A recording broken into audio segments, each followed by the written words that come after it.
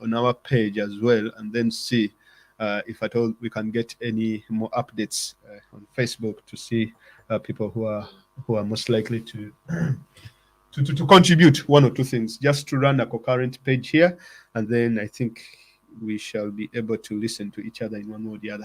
So, Fazir, yes, when go on. you're sharing on Facebook, Yes, please. But batereke enamba ya mukyala wa Wameli eya mobile money. Okay. Mostly abasinga ku Facebook bagala. Okay, number nagifunye eri 2567788771119, right? See Olive Wameli, eh? Yeah. Okay, good. Yeah. All right. So, banayi baganda bange, Uganda empyo jja kunyambako wano ku Zoom, abana bataddeyo anything. Then kanange monitoringako wano ku Facebook katono, then tulabe how things can move. Okay. Baganda, everyone, please, abali ku Facebook, YouTube, as well as other platforms. I know tuludde okulaba Baganda, but please, banaye mwe aba social media ekintu kino saagala nnyo kubaawulamu nti ab'omu America, ab'e Sweden, ab'e London, and all these other places. Sinja baawulamu. I will not separate people from different countries, but I know the social media army is the one that dictates the struggle in Uganda back home. Tubeereddewo struggle, you know, and we have done a lot for this struggle. And yet again, we are faced with another, hurdle in front of us to help our brother Anthony Wameli. So kakati baganda baffe naddala amagye ga social media agatufollowinga waka gwe tukola obanga olina omulimu obanga musiima emirimu gyaffe. If you really appreciate the work we do, people like us, people like Jaffa, people like Uganda Mpya, people like Fred Kajubirumbu, and all these other people, if you appreciate the work, naddala kati nganze, mutuyambe and contribute something for Anthony Wameli. Putting that aside, if you also appreciate the work Anthony Wameli has done, please, this is time to give back. As social media, you guys know, I know the sort of power you have. I know what you're capable of. And I know that $50,000 teziyinza kubanga zitulema okutaasa bulamu bwa Anthony Wameli. So baganda bange, musoke abalina obubaka nga mwagala kuweereza ku namba eya mobile money. Enamba eri 256-7788-771119. Eri mu mannya ga Olive Wameli, ye mukyala wa Anthony Wameli. Kanjidemu eri 256-7788-7711. Right now, tulinayo obubaka bwe tureceivinze okuva wano mu UK. Waliwo omusumba ne mukyala we atayagala kwatuukiriza mannya ge, naye atwaddeyo paundi 1,000. Omusumba tukwebaza nnyo. Abantu abamu tebaagala nnyo kwogera, baagala nnyo okubeera discreet, naye musumba weetegedde. Tukweyanzizza nnyo. Nange ndabika mutegedde. Omutegedde, ya. Omusumba atuweerezaayo paundi 1,000. If I can get the details, eza UK nazo abaagala okuwayaringa ssente directly, kanyonye wano details za UK nazo mbe nga nziteekawo. Then Cash App, I've seen Cash App, Cash App abali mu America, I think. It is 774-361-3563. Eyanayo eri mu mannya ga Anthony Wameli. That is the Cash App abali mu United States of America. Mobile money eri 256-778-877-119. Now, nze sina kyengenda kwogera ku mukulu Wameli. Tubadde wano tusomesa, tubabuulira everything like... Fazir? Yes, please. Just a quick information. Ya Cash App ekola ne ku Zelle. Ne ku Zelle. Bank account nezigenda. Yes. Okay. Ekola ne ku Zelle abalina Zelle application. That is good. Okay, that is good. Yes. Comrade Grace. Okay, kakati bana mulinde katono. Okay, genda maaso Uganda Mpya. Badde nfunye wano. Ndaba yemikono ebiri. Wabagala kutuba ku sente. All right. Okay, genda maaso. Baredde mumbulire tubafune. Please. Emikono naye abo bamaze okwogera bombi bayogedde. Shifra ne Aisha, I think. Twagala abantu batuwa ssente bannaye kubanze nina already wano Oba batwongera. ssente abagenda otwongera ssente batwongere naye njagala we tuba abaleeta ssente baleete ssente abagala okubaako nekiboogera katulinde abatuwa ssente bamala otuwa. Okay. Waliyo ekiri eyo ku Zoom Uganda empya? Zoom tewaliyo kyamaanyi. Okay. Naye Madam Shifanga omukono agulemizzaayo oba ayagala oyagala tuddemu tumufune. Okay, kakati kansomeyo bannaye kansoke updating wano. Ajat Smart. Okay. Ajat Smart, I want to contribute Fazil. Ajat Smart abali e UK bannaye mumpeereze namba kubateeka sente oba account number kubasindika sente. Abe UK, please send me. Patricia obako oli or anyone, please send me account details. Tujikuwe tutya ya UK. Eri mu Zoom. Jinsomere wano njiwandiike please. Tujikusomere? Yeah. Okay, so People Power egamba account name eri People Power UK eri mu Barclays Bank, sort code 20-90-74, account number 139708225. Banjisomye, it's 13970825. All right. Give them katonoka. Ndikudiremu. Yeah. Erichi Barclays Bank, right? Yes, Yeah. sort code 20-90-74. Sort code 20. Mumanya People Power UK. 20-90-24, yeah? Yes, And People then, Power UK. Ate nsobola n'okuwa account number erichi? Account number erichi? Account number is 13970825. 13970825. Okay, it's 0825, yes. 13970825. Okay. Hajati Smart bw'obanga oyagala kusindika ku namba ye Uganda eri 256 njipini nzaawe ye namba if hopefully nakatono.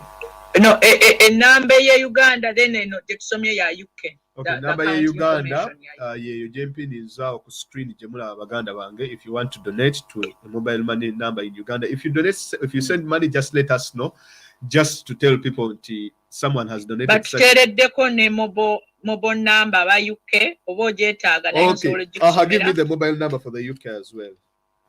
Eri 44 73 09 56 66 46. Okay. Eri +44 73 09 56 66 46. Okay.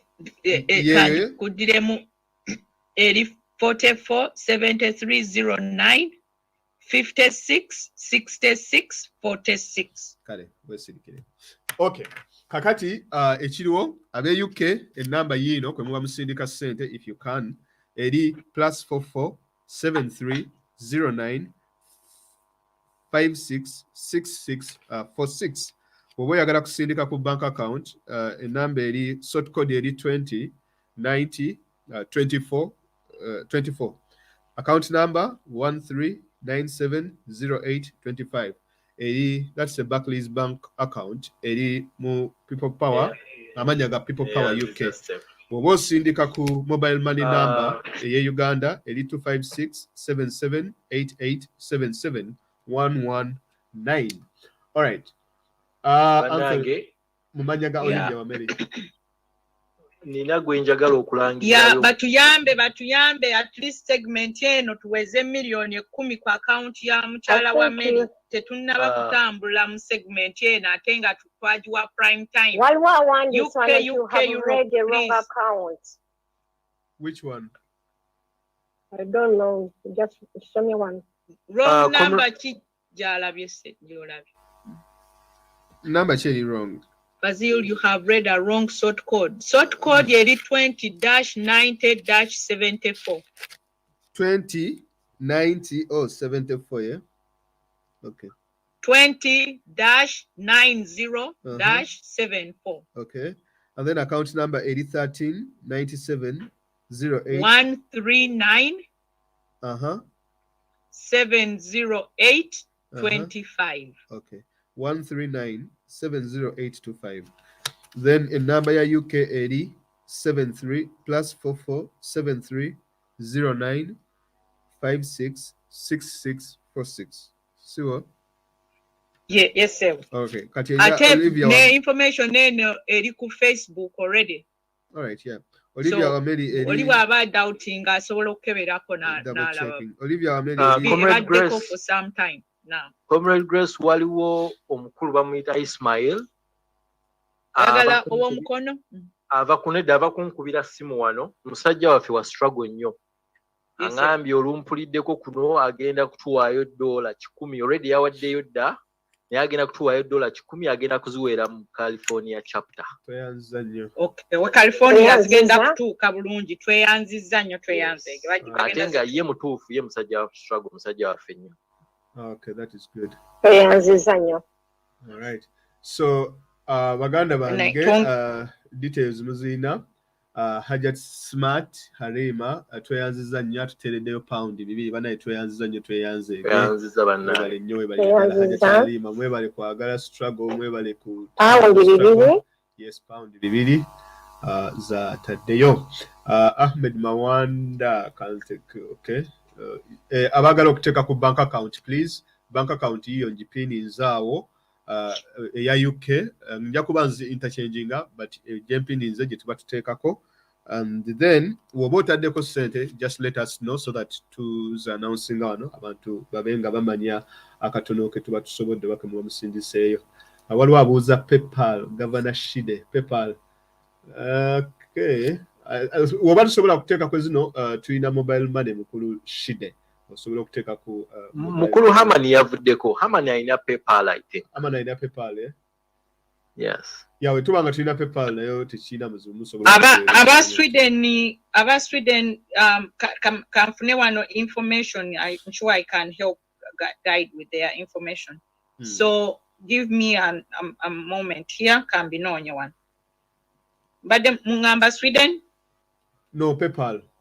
Sweden, yeah. PayPal. Sweden, sinafuna yambo za Sweden.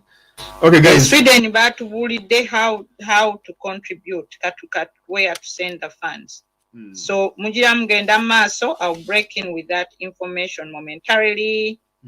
Okay, Sweden egamba nti owereza ku number plus 46 73 46 31 87 42 9 429 zezisembayo. Eri plus 46 gamba eri mu manya ga Rebecca yatuwa plus 46 73 31 87 42 9 Rebecca, right? Yatuwa Rebecca yatuwa. Okay. Kanjiddemu one more time. Plus 46 73 318 7429.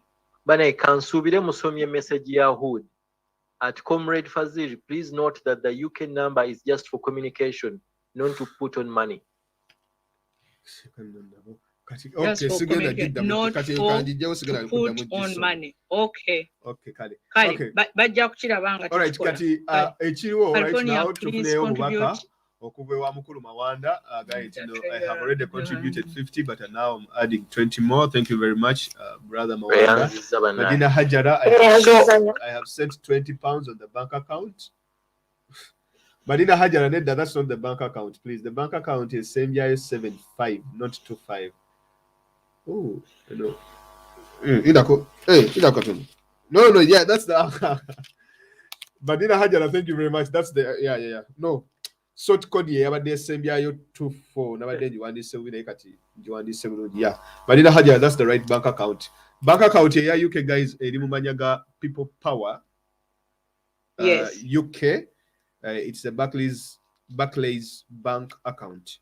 So Mumanya inaculator People Power UK. Sort code is 209074, and then the account number is 13970825. Then aba atafe aba Middle East Middle East musobola tuteerako ku Middle East oyinza okumpayo ku details awo oba olinayo ne tulaba Middle East kitundu ki woli obanga tusobola kusindika mu Middle East osobola okuteeka ku mobile money number yiyawo eri eye Uganda fena tusobola okusindika sente Uganda literally so just throw the money. There is someone from Germany who is adding us 20, is it euros? Okay, that's good. Those are euros. Euros. 20 euros. Banaye, Switzerland, Norway, Thank you. Netherlands, Belgium, Greece, Anyawo, Austria, waliyo chapter. UK obedda tuzanyira mu UK. Germany, Jeremy Jali. Please, Denmark, Finland. If you're still awake, if you can reach out to your chapter coordinators, please. We need to hear your voice in this matter. Tetwagala mugambe nti temwafuna mukisa kumanya nti musobola okuyambako Counsel waffe. This is the icon of human rights in Uganda. Yafuna ne award for 2020-2021 nga lawyer omulwanyirizi w'eddembe asaanidde okuweebwa ekirabo era yeyasinga yeyasooloobako ku banne. Ono omwami ali mu NUP ate nga ye mukulembeze wa legal department yaffe. Kale tulina okumwenyumiririzaamu ate n'okuwaayo nga twagala nga tetuli basanyufu. N'olwekyo bannaye musindikire buli omu ali mu contact gundiyo afune omukisa okujja atuwe contribution. We are looking for 50,000 ate tumanyi tuzisobolera ddala bulungi zifuna Counsel waffe afune obujjanjabi nga teyeraliikiridde oba anaasobola okutuuka eri abasawo oba bw'anaddayo omulundi ogwokusatu ate biiro ejja kuba efaanana etya. Ebyo wano mu America bya ddala obujjanjabi weebuli naye tebuli affordable. Kati kyetwagala okukola kulaba nti afuna obusobozi obumufunyisa obujjanjabi bwe yeetaaga. Bannaye basaba mukubirize n'abalala kati kanziriza akakisa abakubiriza baffe nabo bongerezeeko ku bigambo ebyo. Mwebale. Fazir yabadde akyalina byatugamba teyamaliriza. Okay, so ndimukusagula wano bantu baffe wano abatugoberera. Banaye baganda baffe abatugoberera ku kyoto n'abali ku Zoom mwebale nnyo okubeerako era mwebale nnyo okubanga mutaddeyo akasente ke musobodde okubanga tuteekayo. Naye wano we tulina okulagira amaanyi, we tulina okulagira nti nno tuli b'amaanyi ddala. Naddala ffe abantu mmwe abali ku social media. Tulabaganangako abamu tetumanyike, we don't know each other, tetwerabangako naye omutima guno gwe mutulaga mutima mulungi nnyo. Please tubasaba omutima gwe mwatulaga ku ggolooba, omutima gwe mwatulaga ku Kajjubirumbuye, omutima gwe muzze mutulaga ne ku bantu abalala bonna bambi mube nga mutubeererawo naddala mmwe abantu ba social media. Nja kwogera nnyo social media kubanze I don't want to separate the two, diaspora and what do you call it, social media, because for me like nawe mukimanyi mwenna you guys have done the good job. mwe muvuga ekintu nti kasita musalawo ne mugamba nti kaayije emitwalo 5 gyokka lwaki Mayanja lwaki tetusonda 10 muyinza n'okugamba we mukyo nti tusonde 10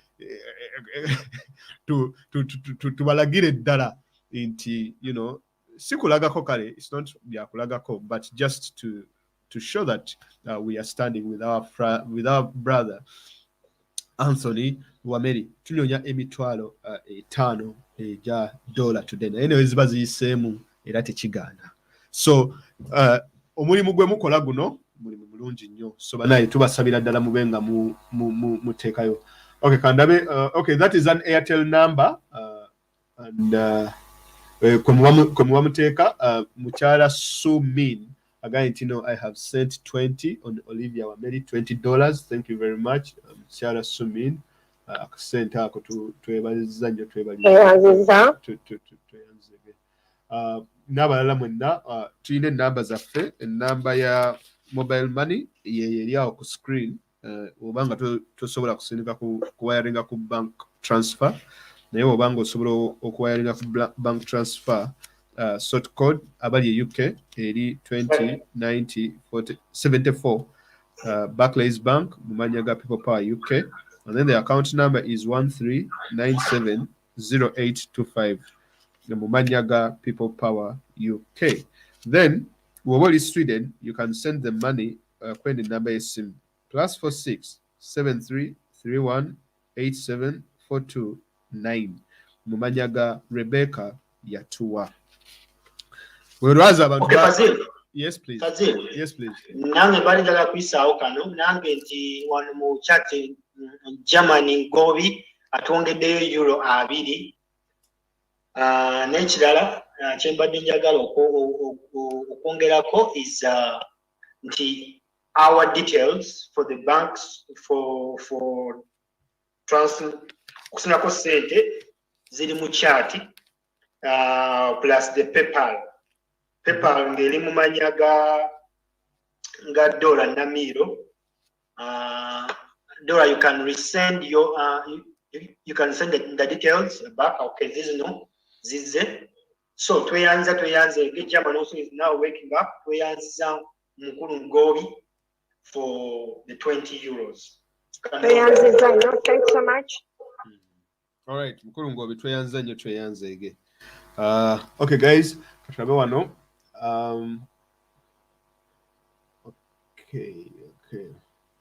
Okay. Veronica Nambo, thank you very much. Cindy say £150.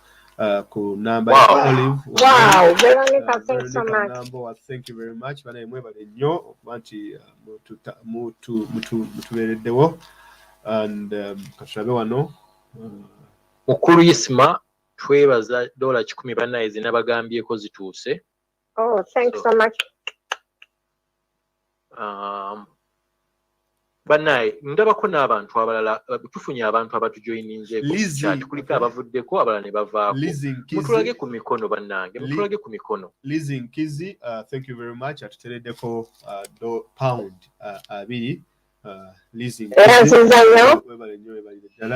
Banange tusiima nnyo UK wabula muli b'amaanyi nnyo. UK mbadde simanyi. Social media muli b'amaanyi nnyo. Social media muli w'amaanyi. Yes, sebo. Anenda waliwo omugagga wandiisa omukono awo Afrobelinda bannange make a chance. Yes, sebo. Comrade Grace. Grace tuyambe please. Oba talika agenze kowa. Comrade Grace aliwa bannange. Aliwa awanisa omukono. Okay. Okay. Atwale ku mikono waliwo n'emikono abantu bawanika ate ne bavaayo. Twagala mikono gireeta ssente at the moment. Twagala emikono egireeta ssente. Afro. Anti giyinza obanga gya ssente okujjako nga tumaze gifuna ne tubagambye dda bonna bakimanyi. Twabagambyewo nga tutandika. Sobola ku unmuting. Sina powers unmuting. Someone should unmute abawanise emikono. I cannot unmute. Grace alabika yabadde akikolako oba aluwa. Grace, please come on. Tunana abagagga abagao tuwa kusente. Okay. Togetherness is mukulu Fazil ojiro kyatutwala nga bwe tulina Grace akomewo. Okay. Kakati banayi tukole westi. Mwenna baliko wano naddala ku Facebook ndabako abantu 3 mwana kale. Then kati wano ku Zoom ndabako muliko abantu 10 kati singa buli omu right now nga wotuddawo just quarter pound 2 oba $2 like tukateka le figure ya 5 kitegera 5 like fenna bali wano ngo just figure 5 oba mu muze Uganda ziba mitwalo 2 n'ekitundu oba kiki just musindike busindise ku avenues zetu bawadde like a fiver oba oba osobola okwongeramu the better oba tusobodde 5 just mu hour eno mu dakiika zino kati ziri saawa meka ziri saawa wano 12 n'eddakiika what do you call it? Yeah, 12 n'eddakiika 5. Mu dakiika zino 5 eziddako if abantu 3 singa buli omu just asindikayo pound 5. Gwe n'ongamba wano mutugamba wano mu comments ntaddeyo 5 kijja kuba kikola. Nina message wano gye nsoma naye sigitegeera bulungi. EFK atuwaddeyo 5 150 paundi oba message nga sikitegee 150 ku Facebook ku Zoom. No, ku Zoom. 150 pounds. Yeah, waliwo ne wana yagambye 150 bamuyita Veronica Nambowa yataddeyo 150. Tulinayo omulala UK chapter 150. Yep. Waliwo yatuwadde 150 erinnya oba yabaddaani. Let me see. And ne divine ne gwenda wano divine yasindise ku Wameli tweyanziza nnyo divine for your contribution. Now she's from Germany also. Right. But asobola kakati tuli njagala in the next 5 minutes. Okay. Fiverr. Obango enough €5, £5, $5, 5 anything. Yeah. Please, you gotta tell your 5 shillings. So roughly 5,000 shillings, about 10,000 shillings. Guys, it's just a slide. It's just a tip. Also, just like this. It's a 5 and 2 and 2. You can just what do you call it? Also, just okuzisindika, you know. There is a no tapping emirundi ng'etaano. You know, in the next 10 minutes, kanoka segment. Oretaano, just £5. Segera. Wowe nchobadde ogenda kunywa coffee, ogenda ku maybe kugula breakfast. Ka breakfast yako oba okwefiiriza n'okawaayo ku bulamu bwa muganda waffe Anthony Wameli. Obanga obadde ogenda kulya kyanca, sene n'oba obadde ogenda zinywamu mwe, you know, si kibi nti kale obanga onywayo akenge, obadde ogenda zinywamu mwenge. One of us started to a much better use. So that Fiverr, Eva have given me 150. Annie? Yeah. Eva toward 150 pounds. Oh, Eva K. Oh, It's Eva K, thank you very much. What is the Airtel number? Airtel number yaya ku screen. Fazil now to send Nina. Nina. I think Grace akomyewo. Tulina tukyalina ku mikono egimiri. Kansome ku sente zino guys.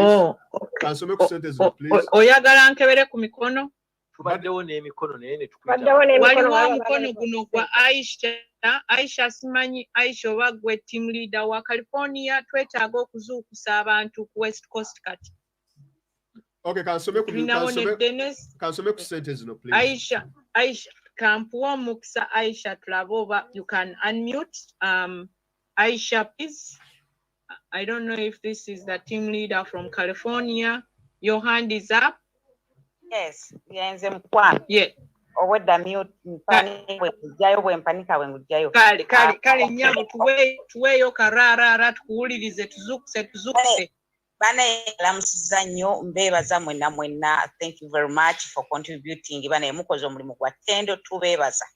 Twebaza omutima gw'omulaze from all over bana ensanyuso okuwuliza bonna ne naffe tutera okugoberera nga tetutera kubeera nabo ne twogera nabo Uganda. Yes,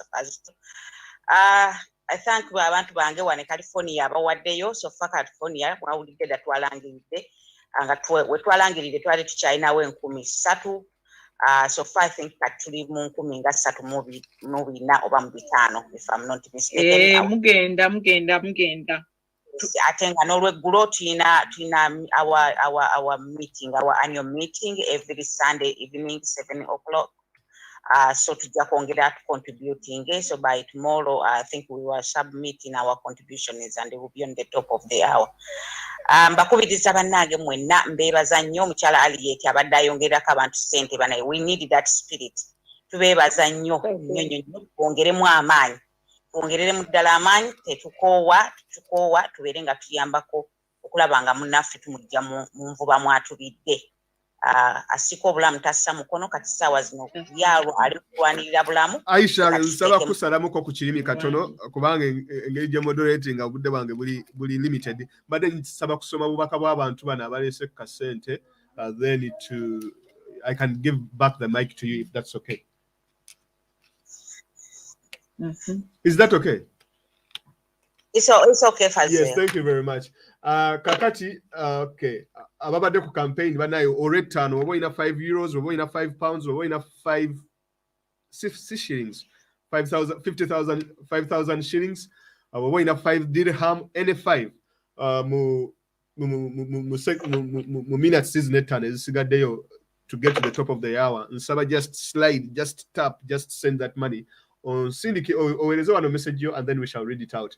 Abantu wano Wamanga and Wamala Haikatone asinse pound ya Satu, thank you very much. John Kitabarwa, 25 pounds, thank you very much. MTN. And let me see, Honey Brown, 25 pounds on Olive Wameli's number, thank you very much. And Lizzie Kizi, £5 towards the Fiverr challenge, thank you very much. Thank you. Let me see, I wish the number was pinned. Okay, Arrested Nansuga, £20, thank you very much. I can see the number is pinned, yes. Okay. Actually, Mukalazi contributed 200k. I wish to add another 100k viewing from Africa. Thank you very much. Actually, Mukalazi Chowe. You can send on the MTN mobile money number, and I will pin it over there. Fazil, check the flyers plus what's you take. Okay, so far there's good updates says zero. So guys, please, the Fiverr challenge or return. What were you return, man? Coffee and chow, but gonna do yamu breakfast, but gonna do yamu chupaya beer today, you know, or but gonna do gulamu pizza, whatever. Just sacrifice that Fiverr or jituwe Kurawa Meri. If you think that we have done anything good, please just help us on that particular campaign. Yes, please. Kwara 5 challenge waliwo ampereza no message ne message y'okusendinga naye asindise emitwalo 10 ku namba ya mukyala Olive Wameli. All right, tuyanze again. Yes, back to you, Aisha. Yeah, the Fiverr challenge bana wegenda maso sinduko retano ngonterawo 1 of 5 and sindise 5 and sindise €5, £5, $5, 5 anything, just send. Then we shall go to the 10 one that eyekumi. Mpunga bana California bali kuno nebaza Ismaili kiteru ezizimpadde Madam Muchibi oyo blogger fe bamita Ellis Muchibi ku social media ye platform ye naye atuwadde $10 nazo nze baza zigenda ku California chapter group omuwanikazi na azikunganya bonna tubakungana VP Vice President Yuna Natolo nkulabyeko please wake everybody abatana bakuzukuka abatana bakutegeera nti kwetuli ate era ne kumukutu ogwa kawungeezi ogwaffe ogwa California chapter tubasaba era mujje abasobola okutwegattako tujja kubaaniriza bannange link tugenda giseyalinga wano ngenda kusaba omuwanika wange agishayalinge wano abanaasobola okutwegattako tuyambako okukunga abantu baffe Fazilu manya abantu bajja kwagala okujja ku ddoboozi lyo Uganda empya. People love to hear new voices out there nga badde bagoberera awalala nga babawulira ku mikutu gyaffe mutwegatteko ate era nayo tukoleyo omulimu omulungi mwebale nnyo mwebalire ddala. All right. Okay, thank you very much for that Bubaka Mchalani. Aisha. Okay. Kakati Christine Namakula atadeyo dirham 10. Thank you very much, Christine Namakula. Connie Langley, thank you very much. Atadeyo ku challenge ya fene yore tano. Atadeyo ore tano mu Barclays. Thank you very much. Airtel line ajibuze ya ku screen. Mukalazi has sent 100,000 Ugandan shillings to Olive Wameli. Achilles Mukalazi Chobe wana, thank you very much. Florida chapter baba buza mulidi dawa, please mweberere muzuke. Cheke za Biden zaze eza bazita bachi ezo cheke za abadaga benda kozino. Mututemere ko retano ku cheke eyo je bagabe nako zineyo ya bazita bachi eyo cheke je baba wenda kozino. Mututemere yo Airtel number bana yi yawo kweri abajagala eri 2567788771118, and then abali mu UK gundi yi yawo jipininze mobile money number as well as PayPal. Anna send us £40. Ani? Anna. Ani? UK chapter. Anna. Yes, Anna, thank you very much for the £40. Tukwebaziza nnyo muganda waffe okubanga otuteereddeyo olwana bana etunyonya emitwalo 5 egya dola. Buli koyina ne weba pound whatever minimum or maximum zosobola okuteekayo. Tetulina minimum, tetulina maximum, just get whatever otuteereko. Florence Kima, thank you very much for the £20. Tuzira webale kuzisindika naawe. webale ddala ekintu kino kyemukola by the way mwemeka naddala mmwe abali Ugandan diaspora community yemu ku diaspora communities kati ezikyasinza okuba ez'amaanyi. We are up there with other diaspora communities like the Ethiopians as well as the Somalis ku contribution ey'amaanyi gye tukola in one way or the other. So amaanyi ge tulina amaanyi ge tulina g'amaanyi nnyo. Number one ekyo tulina okukitegeera nti whatever happens in Uganda tukirinamu a very very big stake because we send number one a lot of money back home n'ebifaanana ng'ebyo. So contributions nga zino bwe muzikola they really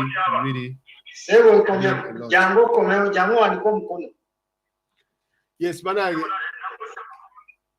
okay. Comrade Fazir, waliwo message yansomye ku Facebook. Yes, please. Nga kirabika ono abadde adda mu Grace naye nga ate ayogera mu butamanya. Awandiise n'agamba if he was the best mwatuuka mutya wano. Abantu bwe batyo of course baba baagala tutankula balowooze tugenda badda mu bubi, but it's better we educate them. And what I want to tell them nti waabanga yawangula award eyo ku balooya bonna be tuyina mu Uganda kitegeeza mulungi nnyo era nga waaba yali asazeewo akozesa amagezi gaago okubanga is a top okufuna ssente kitegeera yandibadde ng'alina ssente nnyingi nnyo naye ku magezi gaago okubanga he's on top n'asalawo akolere obwereere.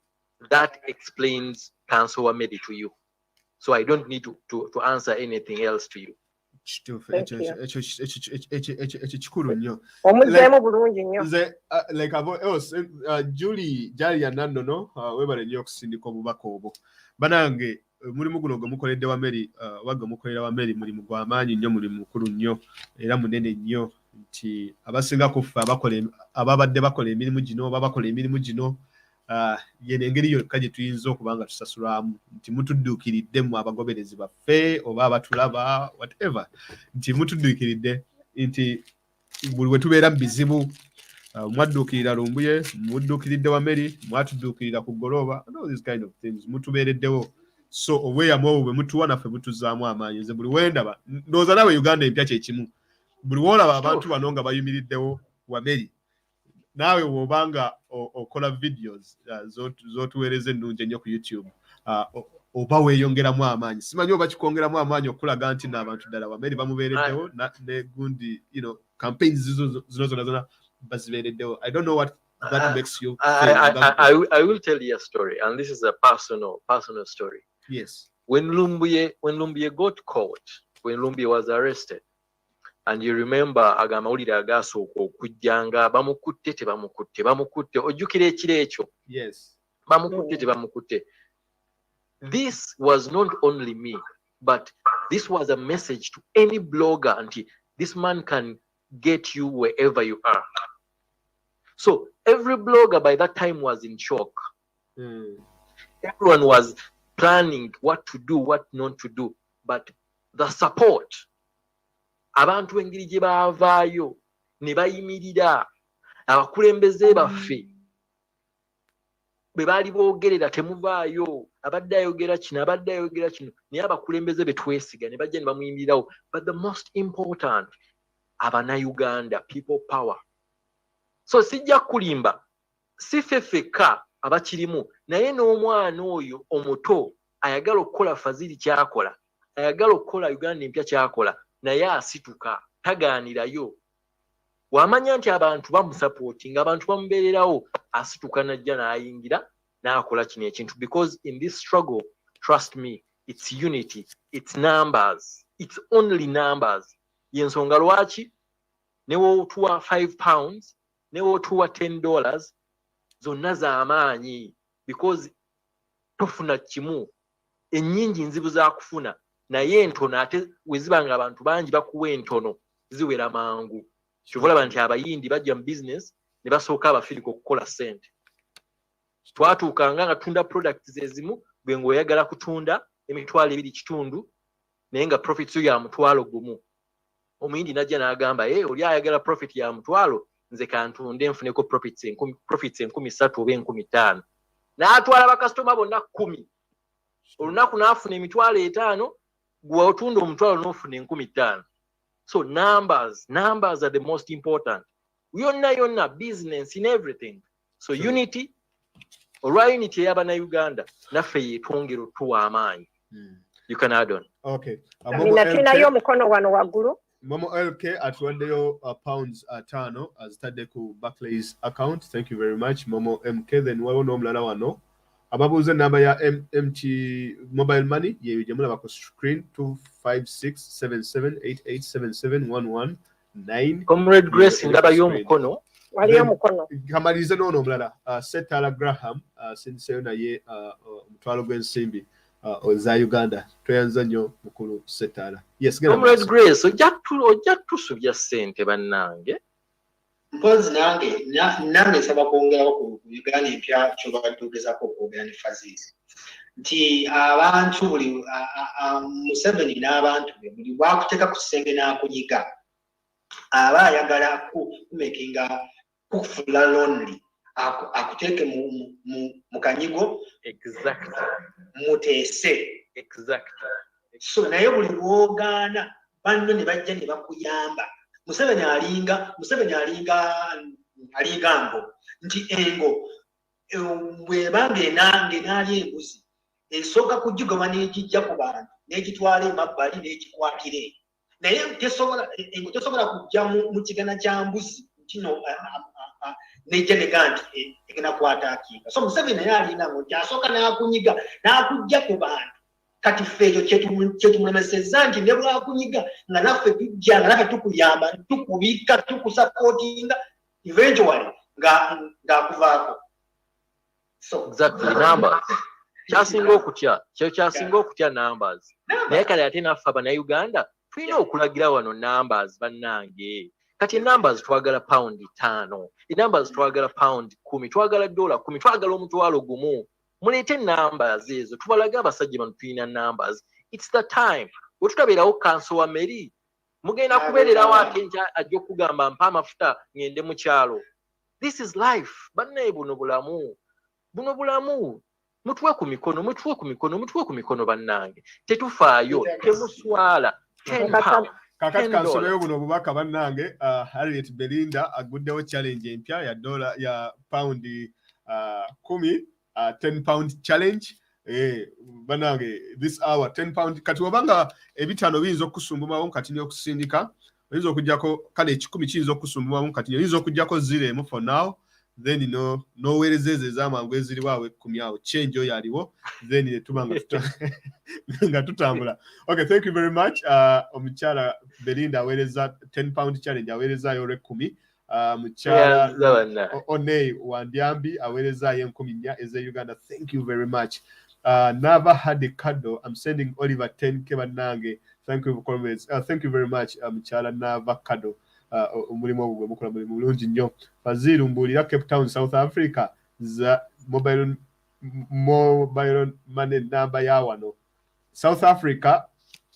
I think Uganda empyo gimanyi mobile money ya South Africa. Mbadde bane Grace aliwo wedda. Grace agirina nno. Okay.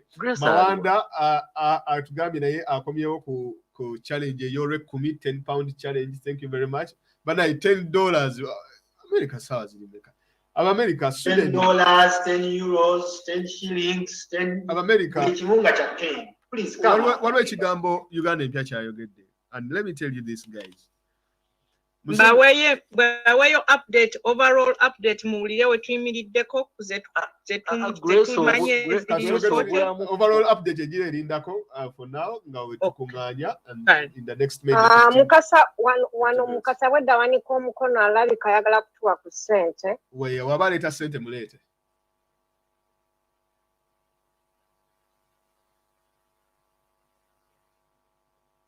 Harriet, Mukasa aliwa gw'oyagala? Yawedda atadde omukono waabwe kati yagussiza. Okay.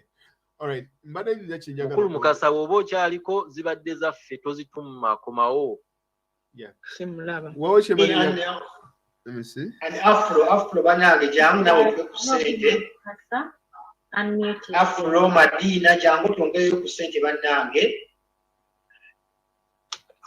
Okay. Kakati kye mbadde ngamba is nti the thing is this. Nti Yeah. mu diaspora tuli abana Uganda tuli, I think something like 1 million people or 1.5 million around there. Mu diaspora tuli 1.5 million Yes. Ugandans. Shitegera. So ate abantu fenna abasinga okubeera mu diaspora tuli bantu bannankyukakyuka. Kati yessaawa okulaga numbers, yessaawa okulaga amaanyi. Exactly. It is not here Yes. sinti kulaga competition biti naye yessaawa okulaga abasajja bano nti tulina amaanyi. Nti teriyo kintu kigenda kutunegula, teriyo kintu kigenda kutulema singa tuba tukitaddemu amaanyi nga twagala okubanga kikolebwa. Kuba Museveni ye omusajja oyo kyayagala, kuba saagala kwogera linnya lye wano, kyayagala kyekyokubanga nti alaga ensimbu tetulina bantu bayimiridde na Wameli. Wameli talina mikwano. Wameli talina bantu basobola mwogerera. Sinti mwogerera naye talina bantu basobola muyimirirawo. Oline waba tamumanyi this kind of stuff. Basobola kigambo basobola kumudduukira. That Wameli doesn't have anyone who can come, who can stand with him in times of trial and things of this sort. The same way we are standing in for Wameli, it is the same way we will stand with any other comrade, whether we have crossed paths or not. But this is the spirit that we have to show. Nti tusobola okuyimirira n'omuntu yenna ali mu struggle in any way, or in any way, form or shape or possible. But for me personally, nze kyemukoledde abantu bano, I've seen it what you guys did for Goloba. Mwakola omulimu gw'amaanyi nnyo. Muganda waffe we yafiire South Africa. It is now almost 3 years ago. Omulimu gwe mwakola gwali very superb. Omulimu gwe mukoze ku campaigns ez'enjawulo, above all campaign ya Lumbuye, that kyekinkeeza buli kanaku nenzija nenkola si buli kanaku kale oluusi ku Sunday nenzija nenkolayo live ne ku YouTube nenkola mu luzungu n'ebifaanana ng'ebi ne Uganda empya naye naakola ng'ababuulira Fazil soko babuulire n'okola research n'ogera n'osoma bipepa n'ebipepa naye nga bulu toyagala kusoma. Bannange research zeebale. Exactly. Kubanga kati nze kyensinga ekinzizaamu amaanyi nti ennaku zino oluusi newe mba nvuga emmotoka ngenda okukola sibalimba nsooka kukebera wansi waayo. Surely. And I'm not joking about this. Like if I'm using roads, I'm very, very careful. If I come home or if I'm at work and anything goes missing, I'm very skeptical and very paranoid because of these things, if you know what I mean. So, ebintu bino mwewe mukole omulimu nga guno gumuba mukolodde Wameli ne mukolera Balumbuye ne mukolera gundi abantu bonna kituzaamu amaanyi kuba nange mmanya tebajja kundekerera. So olutalo luno tulimu ffenna kyemubola banga mbagamba kweno challenge ye10 buli omu bannange woli awo nga tonnava mu sofa kugenda kufumba kikopo kya caayi oba kujjula mmere just yawo woli sliding aka screen yawo oteekeko olw10 oteekeko $10, £10 oba €10, whatever you can send at this particular moment. Oba toyambye Wameli naye oba oyambye nga this time it's a reason, it's a cause of life banange. Okitegera and reason yeri completely different.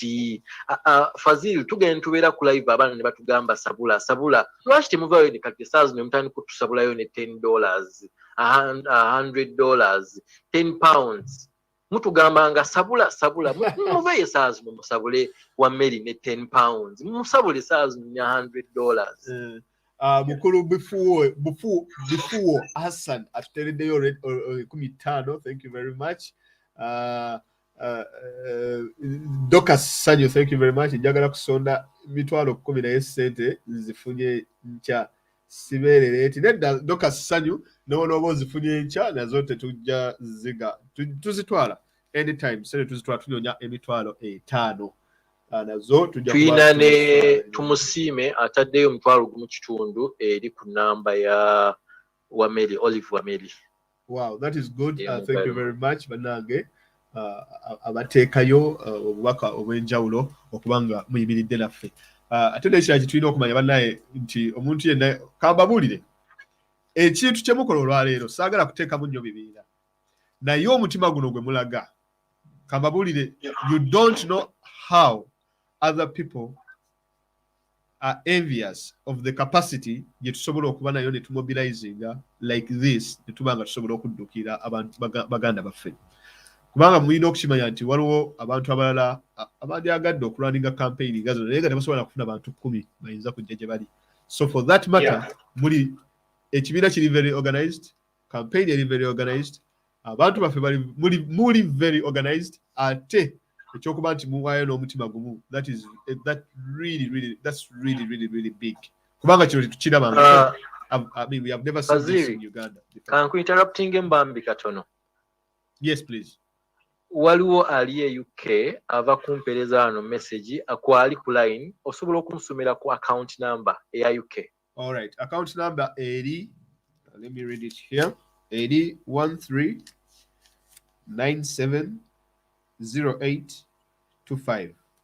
Sort code 809074. Barclays Bank account elimumanya ga People Power UK. Fazir, if you don't mind, just one more time. Yes, please. Account number is 13970825. Sort code 809074. Barclays Bank, account name People Power UK. Okay. Thank you. Okay. Bannange nange njagala okugatta eddoboozi lyange ku lya Fazil ne Uganda empya ne Harriet okubeebaza okuyimiriranga wamu naffe okubanga mutudduukirira naye tetukoowa kukola bulungi Bayibuli bw'egamba. So nti leero tukikolera Wameli ekyo tujja kikolera nze tujja kikolera omulala. So ensigo gy'osiga enkya yegenda okungula naawe osobola okuba ng'esobola okufukirira. So zonna z'olina mukwano zonna gy'oli zonna zikola. Ndaba wano Abakanada abatambye lule mole $50 oba waliwo lule Rebecca 50 Abakanada mutabuse $100 yasinika ye Canada $50 bane tweyanziza naye simanyi ani ali ku updating on. Okay. Cash app number. Abuza cash app number. Eri.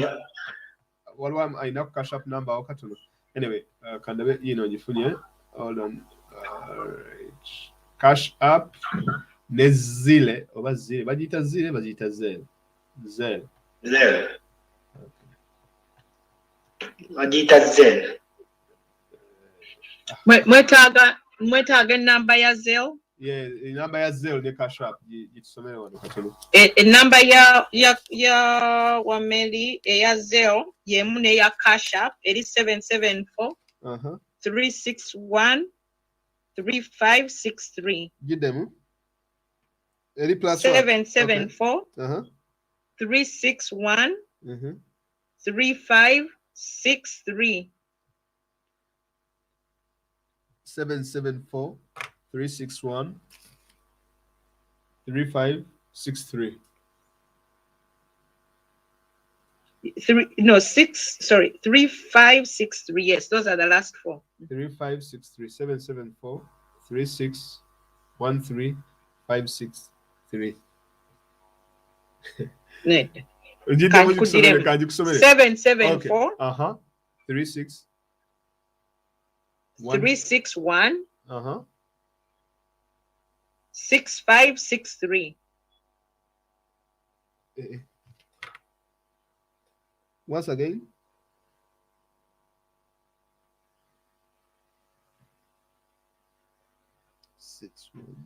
Okay. To add on what kibuzo kye bagambye Fazil awo nti am I late? Bannange, you are not late. Even if I'm sure even twagala sente zino tuzifune as soon as possible, but as long as chapters tezivuddeyo oba abakulembeze baffe tebavuddeyo ne babagamba nti sente twaziwezezza, you can continue contributing. Because as I speak, tetunaba na kutuuka mu makkati g'ezo sente. So definitely, please, you are not late. You are not late on any amount that you can contribute. Even tomorrow, you can still contribute $5 in Kumitane eza Uganda. Zonna zolina. We still need the money. Information comes up. Aisha Sem, thank you very much for the £10. Zosindi say, £10 challenge. banaye abasobola okusindikayo abo ez'amangu awo just ezitandikirwako gye bayita starter osobola okutuwaayo starter then nga tetunnatuuka eri ku main course so osobola okutuwaayo awo etandikirwako awo oba tena ekigula ab'emikono batukyaye it's been almost 1 hour ab'emikono bwe bawanika tetubatwala ndowooza bakoye nedda ab'emikono mubatwale nze sina capacity bakola ki ab'emikono baliwo abawanise tubawe omukisa ab'emikono sibalabawo sofa ani oba kuoli wabadde abo abawanise awo naye tutabakwata bwe babeerawo ow'emikono simulaba naye nga tubatwala bannange muveere mwanike ku mikono Afro-Berliner na wali wanisa omukono ate wabadde eki nkunoonya wano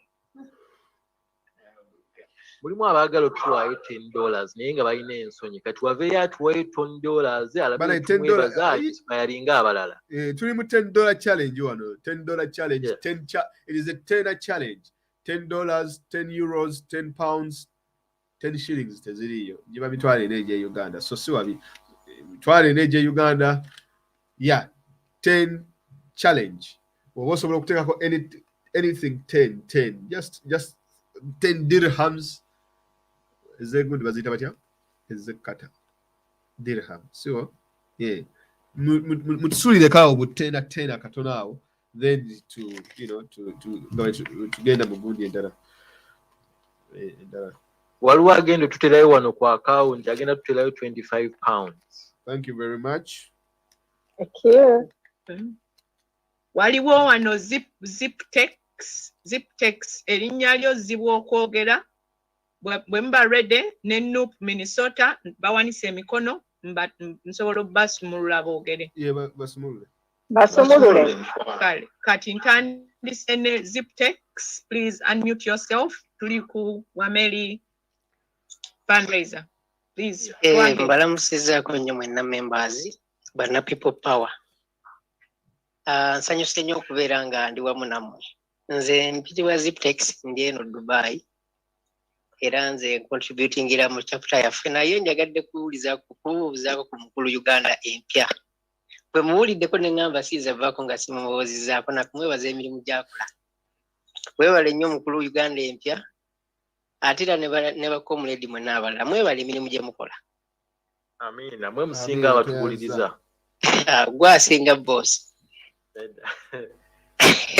okola omulimu gwa ttendo owunyisa amawulire ensi yonna nkuwuliriza buli lunaku tulina n'omusajja atuseeyalingira amawulire ge bamuyita Toto Walod obanga omanyi UAE chapter Toto Walod atusinga okubeera nti atukunyisa amawulire ago gonna goba oyogedde buli lunaku agatusapulayinga wano mu UAE kati sooka onkolere kino engeri gyozze onjogeddeko naawe fina tufunye omukisa kati sifaayo oba wacontributinze oba tonna bacontributinga sooka ompeere Patricia oddira mu 5 nga zange za Uganda mpya naye nga zigenda wa America era yogera naye omugamba ngenda kikola ku lulwo bwe mugambe ziplex agenda teeka ya 5 tweyanziza ssebo kale bannaaye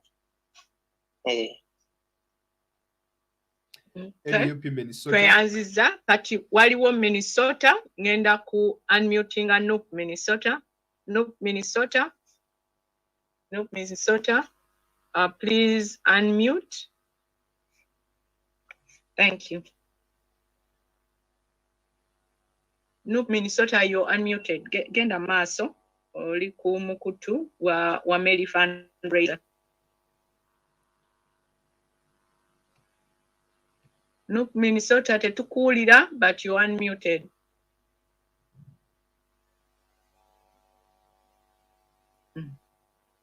Nup Minnesota.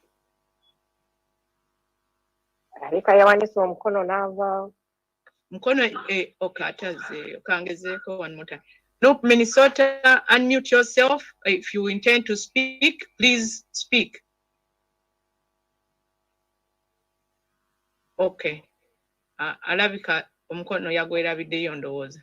Kale tugende maaso kamala okuceekingako wano ndabe kubanga tugenda kati mu segment etutwala lala whatever tugenda get home. Okay, let me read for you this. Yeah. Okay. Tulabeko abali wano bannange ab'oku West Coast abasobola okuzuukuka mulina okubanga balina omuzuukuse mumaze okufuna ku breakfast. Labayo bwentunudde ku John Julius muwulya wuuno yatuuse dda. John Julius osobola otwadressingako otubulire ab'e Seattle kye tugenda okukola. Oyo mukulembeze waffe mu kitundu nze Mwendi kamuwa omukisa atubuzeeko mangu naye atubulire kyalowooza Counsel Wameli quickly. Julius, if you're hearing me, please unmute yourself. Ozana, mumpulira. Tukuwulira, go ahead. Wendy, a good morning and a good evening to each one of you. Mwebale nnyo omulimu omulungi bwe gutyo okubanga tukwatirako Counsel waffe, Counsel Wameli. Enteekateeka y'amaanyi ddala kubanga tukwatirako mulwanyi bw'ati. So enteekateeka yaffe I think egenda mu maaso neera njagala kweyanza omuzaana ne mukyala Robina Mukasa okubanga mutuyiseemu bulungi wano locally okubanga making contributions to this. Neera nja kuba nange ngattako nga mpeereza treasurer waffe mukyala Robina Mukasa kwali naye mulabye akasente towards this contribution $5 mu ssaawa ejja emu. Mwebale nnyo, mwebalire ddala. Mwebalire nnyo buli omu. Amen. Okay. So is that Comrade Julius agenda ziweereza treasurer mukyala Robina ajja kuba azifuna azigatte ku chapter. So far chapter eri ku $345. So tukyakuŋŋaanya wano obwaffe bukyali misana. So by the time we close tujja kuba ndoza sente ezo nazo tuzifunye. Kakati bannange abakulibiriza session eno nsaba tuweeyo ne mwami Joseph Ssenyonjo n'omwannyinaze owaddala ate nga mukulembeze mu struggle. Mwami Joseph naawe katukuwa omukisa ate ye ali ku East Coast katukuwa omukisa naawe otuweeyo akasekendo otubuulire enkola gy'okubirizaamu abantu eyo n'engeri gye bagezaako okuyambako comrade waffe. Joseph Ssenyonjo bw'oba ompulira, please unmute yourself. Nyabo,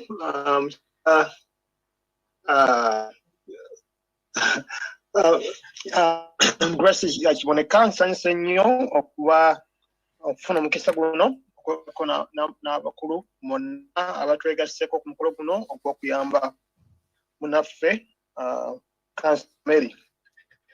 Nga omukulu Mr. what's his name? Counsel Marvin said, it's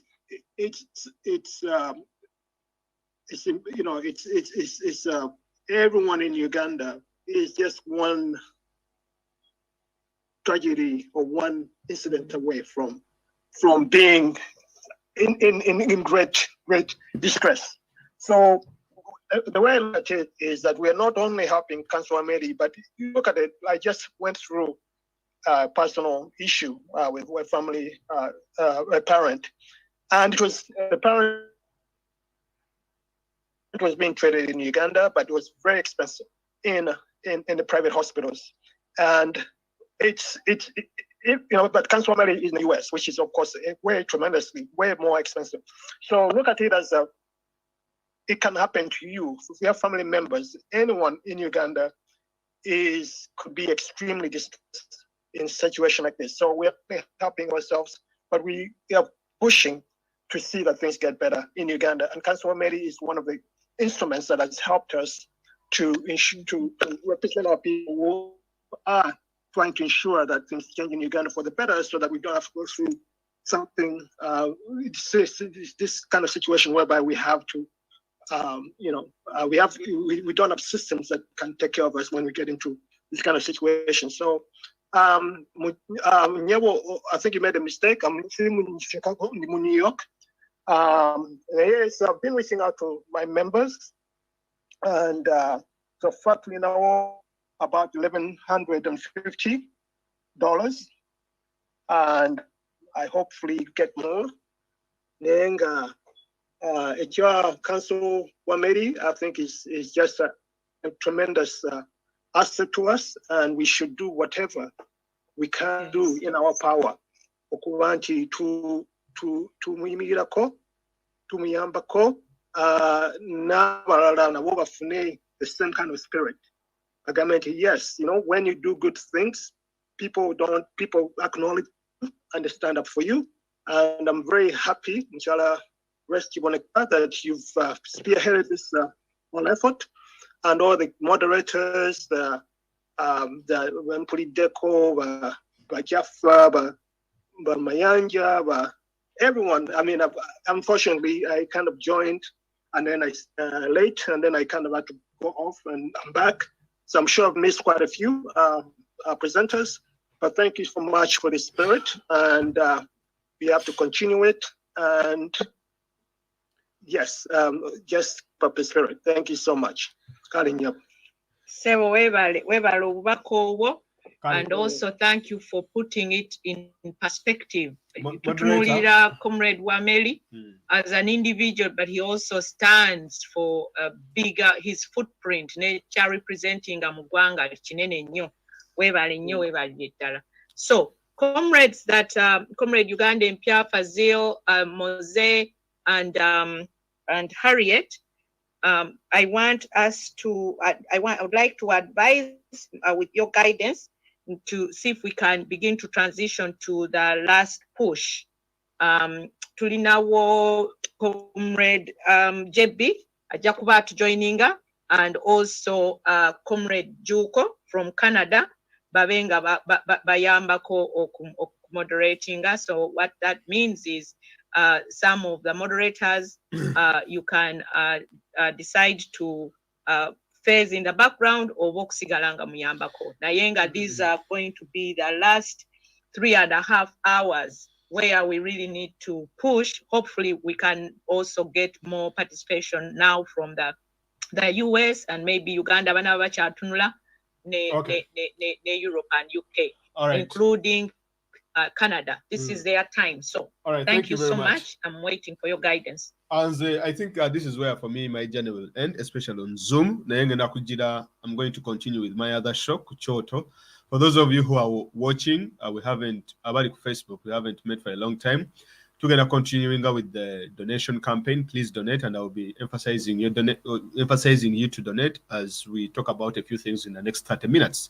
But for those of you who have managed to donate, we are moderating. Thank you very much.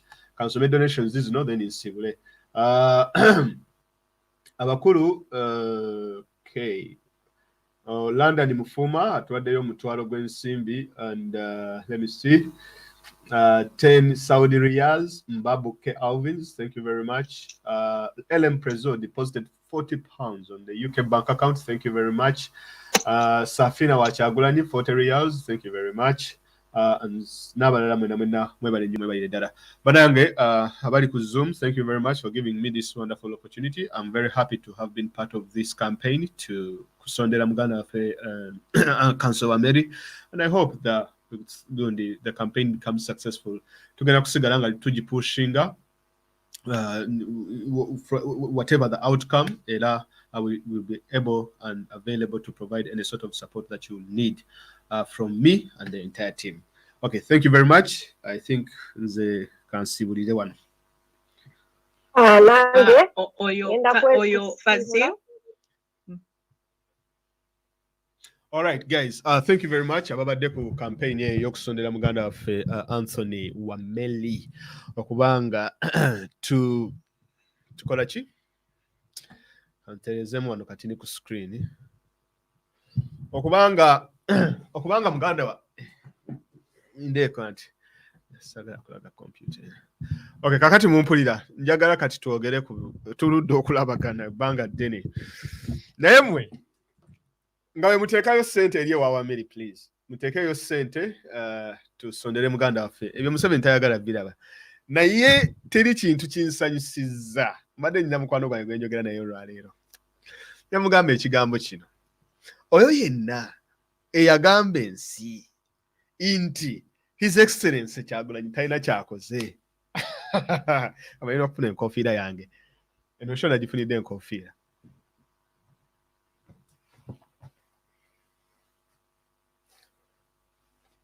Enkofiira eno singa nali wakujambala omwaka gumu emabega yandibadde tentuuka. Olw'ensonga nti omutwe gwali gukoze eki? Omutwe gwali gugezze nnyo. Kali enkofiira zisobola kuntuuka. Naye mbadde ndi awo munnaye nga mpita ayita mu bintu n'enjibwako. Kansooke nnyambala enkofiira eno. Kubanga ekiri mu Uganda kissa kinegula. Look here guys. Oyo yenna kyova olaba bannaye abantu tebaagala Bobi Wine. Tebamwagala lwakuba nti ali very, very successful. By the way, let me tell you this. Nti ye musajja asobodde okuwagula Museveni mu mpagula etabeerangawo mu byobufuzi bya Uganda. In just this week, in a week yokena,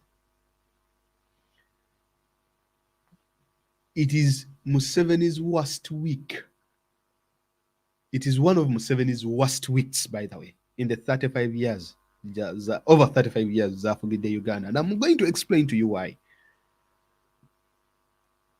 Now, a couple of weeks ago, I'm following ebintu bino ebya bomb.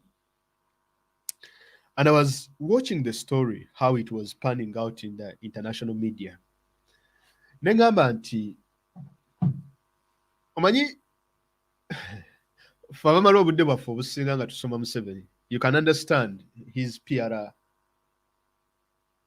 strategies. Ti bomu ebwatuka, international media yonna nebanga eyogera jihadist, Al-Shabaab, ISIS, and all this kind of stuff. N'abanga atutadde wayagala. Ne tulaba bino ebyaba refugee aba Afghanistan, all that is his campaign. Kati ne neebuuza muli ekya bomb tukivaamu kitya? How do we transition from the bomb okubanga tukomawo ku top? Kubanga bro, the truth is ekya bomb Museveni abadde ku top, like it or not. Ekyo nkibabuulira kubanga nze I do nkola assessment, nkola analysis, ne manya nti kati kino kisaanikidde. Because it is a PR war. Kyemulina okutegeera. It is a PR war gituli mu kulwana. Ekyo ekya bomb kyo abadde ku top. Of course nange nti mbadde ngezaako. Omanyi lwaki abadde ku top nze mukamba buulire. Ku bomb abadde ku top because olina okutegeera what is the end game. Kikyabadde anyoonya mu bomu. Nti mu bomu anyoonya genda Congo. Waba abadde anyoonya genda Congo, waliwo abadde akuba ekye Congo? Tewali. Tewali n'omu akuba Congo. Abasajja bange bonna ba Medad Segona bonna bandi bentera okuwuliriza abangi. Abamu ndowooza bambi. I do understand but yakyogera. Kuba the thing is, kirinyamu eggere ekyo baaba kikuttisa ne bagamba nti ISIS yakubye. Ate n'ekirala nti olina okutradinga carefully n'otasoundinga nga awagira abatujju. Kyova olaba mu Uganda tebasobodde kukikuba openly nga bwe babadde balina kikuba naddala abantu abali eno ku sayidi zaffe. Era nga bonna bagamba ekiba kitegeeza nti tugende Congo tugende. Nga ndabira ddala tuli mu layini ya Museveni mwe tukitambuliza. Kubanga bomu zo zibadde zisaanikidde buli kimu. Naye baaba ne zireeta Uganda Airlines. Ne zireeta ekisaawe. Waliwo kamima akatera okutambula akagamba give that guy a medal. Mukwate medal munywe Joel Ssenyonyi. Ababaka babiri omwaka guno. Ssenyonyi Joel nono omukulu gwe bayita Muwadanku Nyingi. Ssenyonyi ye kati newa omwaka ogujja ne bwatakola. Nkunyingi omwaka ogujja ne bwatakola. Abo ababiri omwezi guno okumanya gubadde mukambwe. Gubadde gushiftinga 1 week nga tuli ku ky'abantu baffe abaafa November 25th, November 18th ne 19th. The other week ne tudda mu kyabbomu. Another week ne tubeera mu kaseese. Kakati week egenza okusaanikira nga airlines yeri ku top. Egenza okusaanikira kati tuyingidde week nga Uganda Air okutunda ekisaawe kya Entebbe Airport nga kyekiri ku top. You can't beat that. It's just that you can't beat it. Naye ekyane yakirese ku gundi ku map. Joel Ssenyonyi mu kakiiko akakosese. Yes. Munyagwate yaliwo. All these things happened in 2016. Munyagwate yaliwo. Where was he? Katuntu teyaliwo. Where was he? Nabadde mpuliriza Capital Ganga a few weeks ago. And omukulu gwe bayita Katuntu ng'agamba Ssenyonyi, oh Ssenyonyi, you have done a good job. Ssenyonyi, you are so good. Ha ha ha ha. Blah blah blah blah blah. That is how I also did it. I tried to tell Munyagwa didn't listen. So this guy now wants to take the credit. Eyo mulimo mulungi ono guy gwakoze. Kakati sebo ono fala Katuntu, he wants to take the credit. Omusajja gwe bayita Nsereko y'omu ku bantu abavaayo ne batandika okuvuma squad His Excellency Kyagulanyi ne His Excellency omukulu amanyikiddwa nga Mathias Mpuuga, abantu be balonda okubukiiko, abantu be balonda mu shadow cabinet ne bagivuma ne bagivulunga balwa gwe lwotakolera mu ttiimu eyo. Okumanya ttiimu eyo ekola ne woba nga oli mubi nga tolina kyokola era olabika nga akola.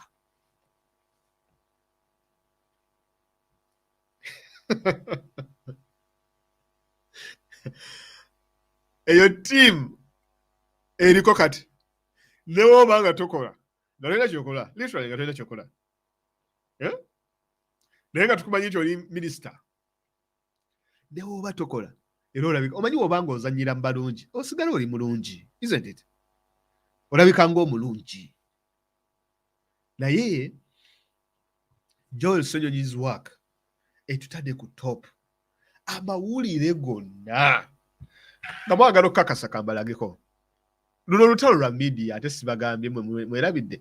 Katunyonye wano kale Entebbe Airport Uganda tugugolinge, because that is what you need. Buli wobeera mu Google search oba kale whatever searches akwanze nkozesa DuckDuckGo for my own reasons. Katukebere ku Ntebbe. Okay. Inako. Wamma ntadde mu kitundu. Katutekemu Entebbe Airport.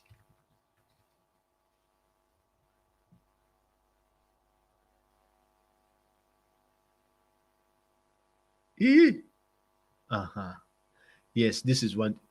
Ndako. Nagenda mu Google. Abantu abasinga tebakozesa DuckDuckGo. Tugende mu Google. Tekemu Entebbe Airport. Gomanyi kati abantu abali mu kunyonyereza ku Entebbe Airport. Saaga no saaga. Ekyo kibi nnyo. Teri kati muntu ayinza kuwola Musevenis ssente ne wafa. Olinga gaya tine ennyumba bagitwalamu ate ojja omuwole emmotoka. Kyekyo kyokka ky'oba oyagala ekyo. Ekyo kiraba ekyo. Kasita olaba top stories. China to seize Uganda's airport. Wokka omanyi okumye oli mu cloud 9. Waggulu! Swe! Kasita okugolinga. Ndako kati ni wano nkebereko ku.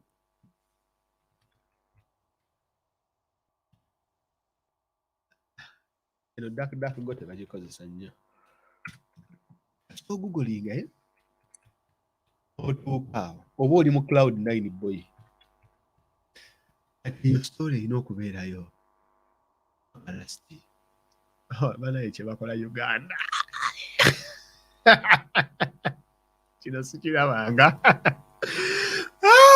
Kye bakola Uganda. Mukama Katonda.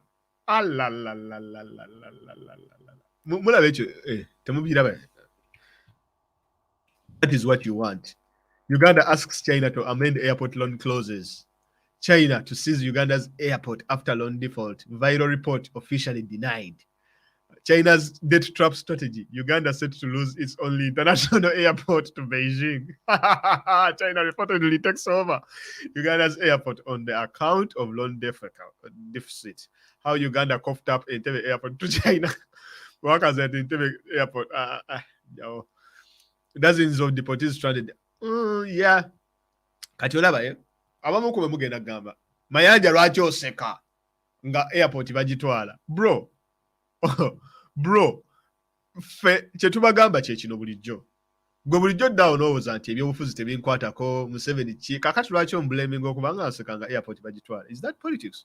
When a government goes negenda ne yeewola ssente okuzimba ebintu byeteetaaga, the traffic in Entebbe airport, it did not warrant any sort of expansion. You cannot tell me that you are expanding an airport where Qatar Airways has left, Etihad Airways has left, South Gundi, British Airways has left, and you singers on Nazigays, and you're expanding an airport? Zigena parking out. Or above all, the stupidity abasajja bano gye baakozesa. No jawo immunity yensi. You waiver the country's immunity. Okubanga the country is mortgaged right now. Iti, by the way, we have a China bibagamba, the Chinese government, iti tetugenda kutwala airport. Boss, you did not sign endagaano tewagisigning na Chinese government. Endagaano wagisigning na Exim Bank.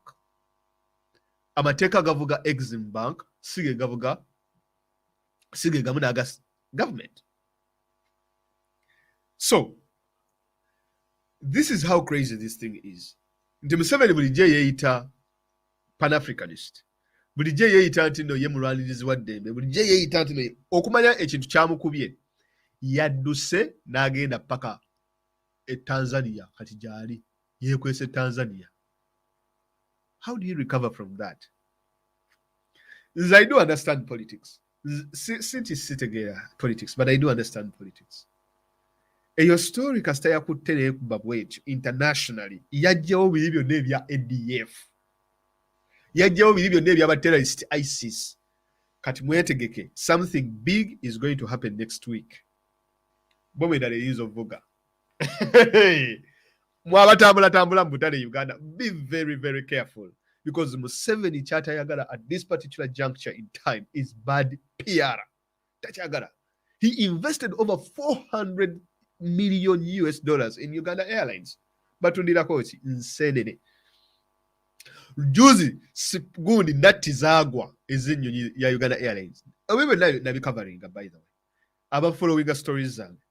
Natti zagwa. Ennyonyi ne bagiteeka kuki? Ne bagiteekako enkondo, ne bagisukuma, ne bagitegula. Ne bagenda Tanzania, ennyonyi ne bagimma amafuta. Nga tesasula sente z'amafuta. CEO wa Uganda Airlines amanya g'amatuufu naye kennyini tagamanyi. Munyarwanda n'akyusa amanya yabuli munya Kenya n'akyusa amanya kati yeeyita manya ga Kinyankole. Ekyakasembayo batundirako nseenene. Mugenzi okugaziya ekisaawe. Ekisaawe ogaziya kyaki? Ng'ennyonyi zidduse. British Airways zedduse. Qatar Airways zedduse. Etihad edduse. I think kate ekyagwe Uganda. Naye Etihad zadduka. Tewali katale. Traffic tewali. Ze najjanga okuyita kasaawe ako ak'Entebbe. Kale si kasaawe. Ku kisaawe ky'Entebbe. Ne mujjira mu kanyonyi. Ne kagwa. Ne wayitawo essaawa 2. Okumanya ekiri Entebbe kissa kiregula. Ennyonyi weeba etuuse. Buli omu adduka. Weeba etuuse ennyonyi ku kisaawe Entebbe. Everyone can know nti ennyonyi etuuse.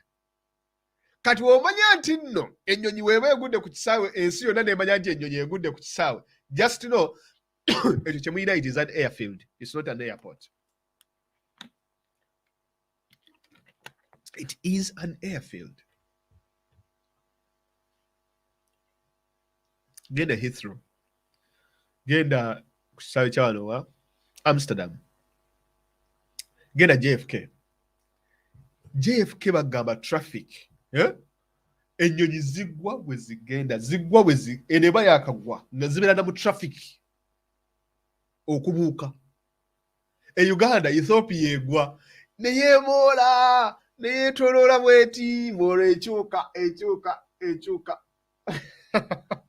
netwala essaawa 2 yeetoloola ku kyokka. Airlines ka Uganda ne kagwa zi nekeetoloola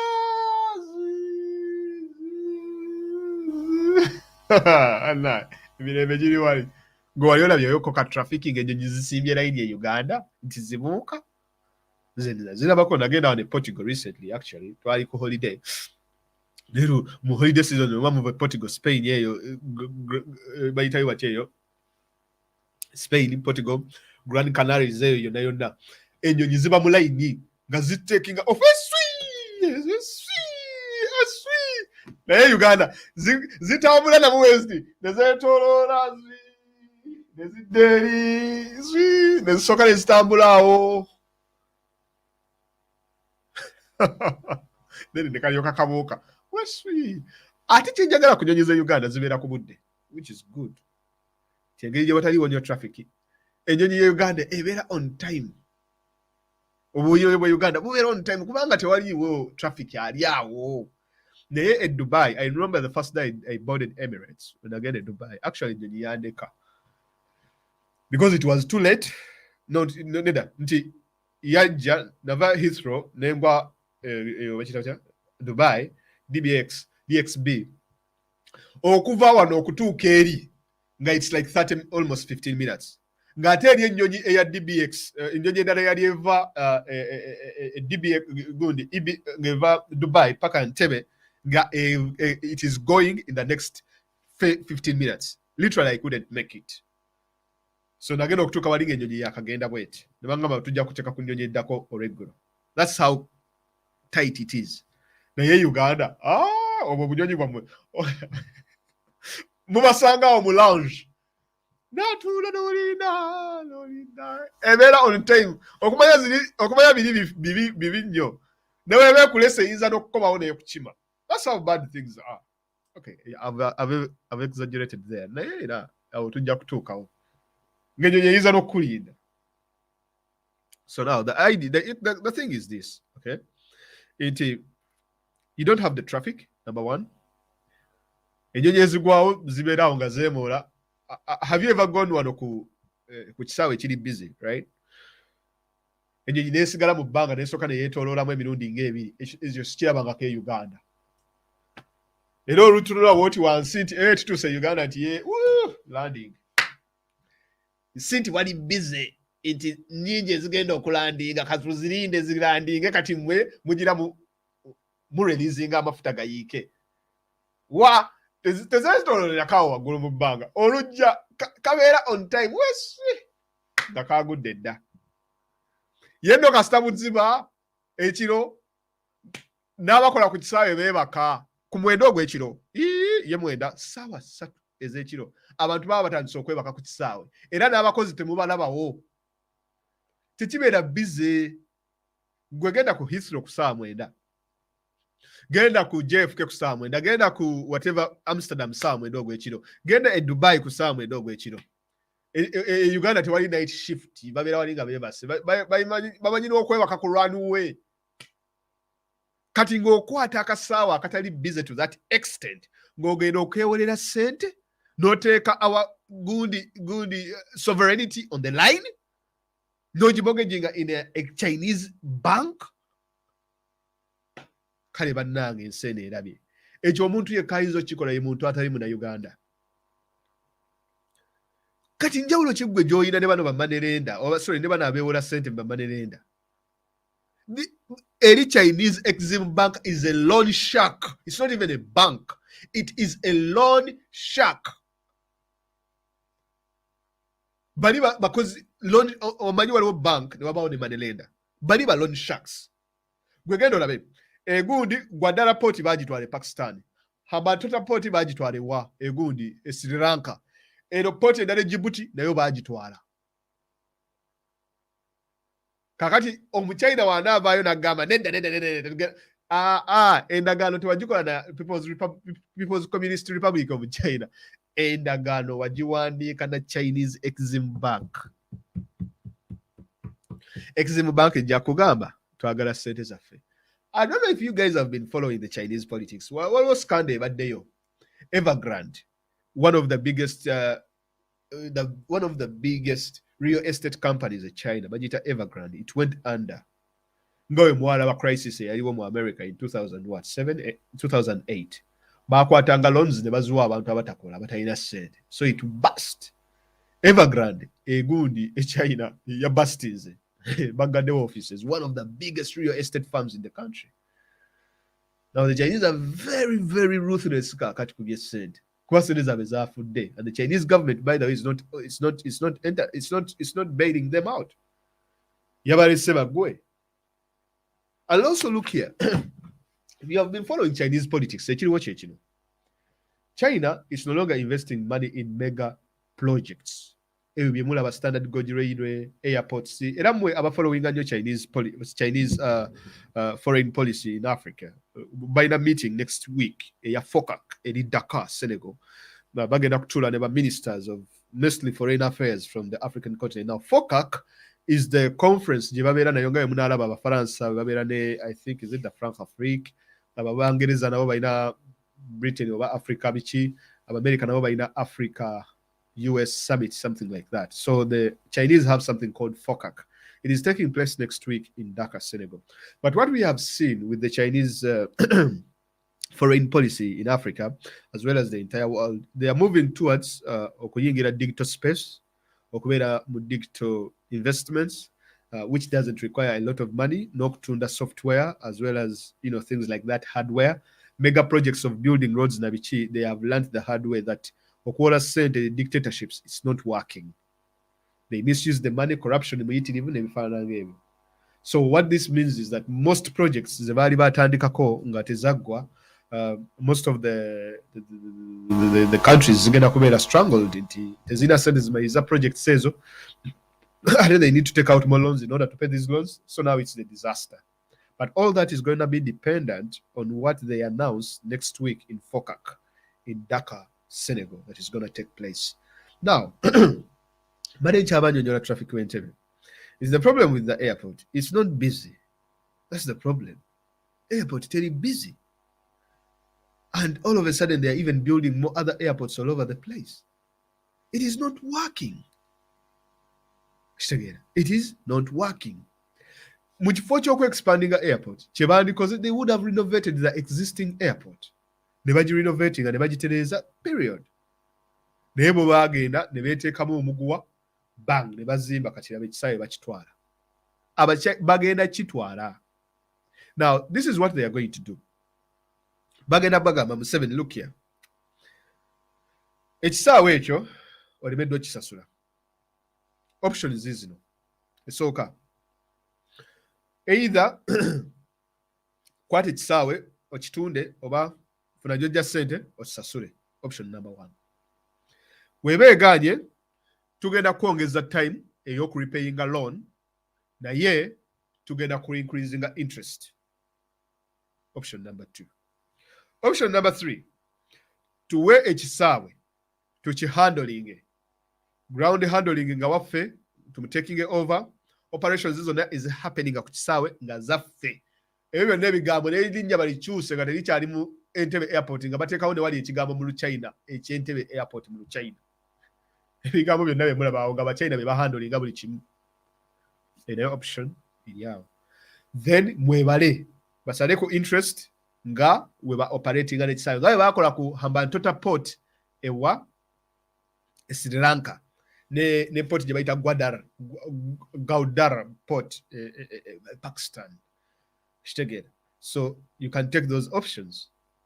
Then ekyokuna bayinza omugamba nti twetaaga minerals west ne west oba oil na biki ebyo webityo pa barrel bino gisalako. Now what is happening here, it is the Chinese government negotiating on behalf of nga yeegayirirako Exim Bank eya China. Do you get what I mean? Nti nga Chinese government acting as intermediary with the Exim Bank. Chobaraba deals Exim Bank zekola ne government sizo zonna ez'enjawulo teziri public. They can never publicize those deals.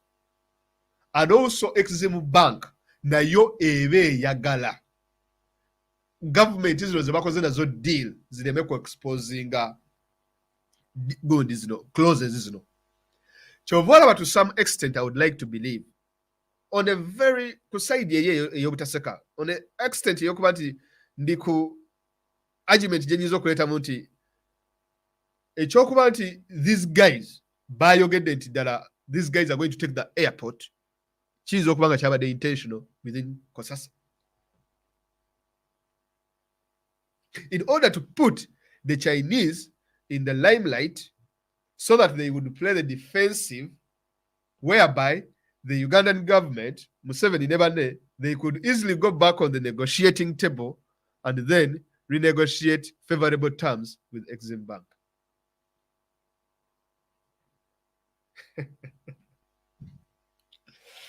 So, you know, come on, very careful. That is politics.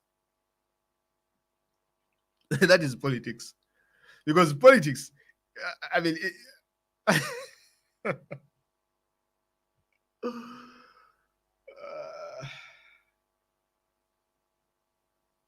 that is also possible. In the Chifule public, so that the Chinese go on the defense, the Chinese have defended themselves on this particular issue. Well, Museveni will be hurt. He will be bruised as we speak. But Ajakuba is saving himself a couple of dollars, one or the other. Now, there is also an element. You can start again that deep into these things, but there is also an element. Yokubanti Museveni is trying to invite the Americans to show them that, look here, China, bandi bubi, bagala kutwala chisawe change. But you as America, World Bank, IMF, you can come and help out. And I can do anything you want for you. And I can do anything that you want. By the Yamubuze, okay. What was Songa in Congo? The national sovereign Kolao. Ntie, Tikaston Yambako kwa China. Kubanga naba China Congo Jebali. Ebirombe bya cobalt America ebyagala. Ebirombe bya cobalt ebisinge Congo. America, go to China, yemina mutano.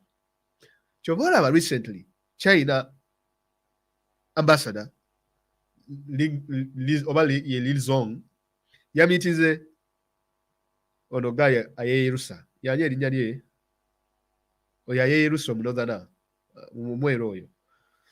Nabagamba Minister of Foreign Affairs. Yeah. Nabagamba anti look here guys. As China, we are willing to help Uganda on regional insecurity. We have a few days ago, Baba Deba could tell China, Baba How would the Chinese be interested to help Uganda in the regional security? It is because the Chinese interests in the Congo are becoming threatened. And as we speak today, the Chinese have no regional backing in terms of military force to back it up in the Congo. Now, the problem with the Congo is this as well, that Congo is a standing army. And also, when you look at things, Olaba Kagame is in America's pockets. Kagame is literally in America's pockets. Now, Museveni, the problem with him, Tali sure, he doesn't know where the ball is lying. Tamani what the Americans think about him. Tamani how they are going to proceed with him. So he's playing with so many chips. Now, this is the thing. America bategesolukungana democracy in Africa, whatever, World Democratic Summit, and Museveni was not invited. It means that either we don't recognize you as the president, or we might be recognizing you only democratic, so that spoils your reputation internationally. But we are willing to work with you on the side. Uhuru Kenyatta Botswana going to South Africa goyita eri manju wa kabuyonjo gitukusavingira n'emmere tikanzije nkulabe why oze you know nti omukolo gugenda maaso naye gwe ne bakuteeka emabega wa toyi gye bakuleetera n'emmere nti omukulu agenda kujja akulaba eddakiika 2 nti we can use you anytime as we want. So what Museveni here is trying to play as many tricks as possible, because what was very interesting to me is, why would Kasaija release this particular information to the public? Man, that is really, really, really, really sensitive information to release the clauses ezali mu contract Uganda gye signing the Exim Bank, because it has repercussions. It has repercussions. That can only and only happen if at all it was intentional, because teri muntu asinze kwedefendinga in this entire debacle as the Chinese. Why is it that it is the Chinese that are defending themselves more?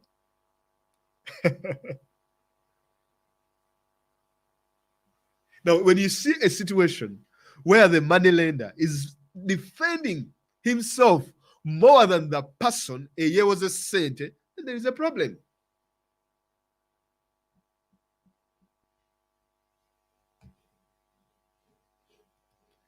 Now,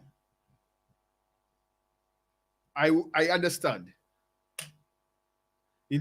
Most of you might not want to hear that. Whereas we can, still for PR wise, you also have to question, and you also have to ask yourself,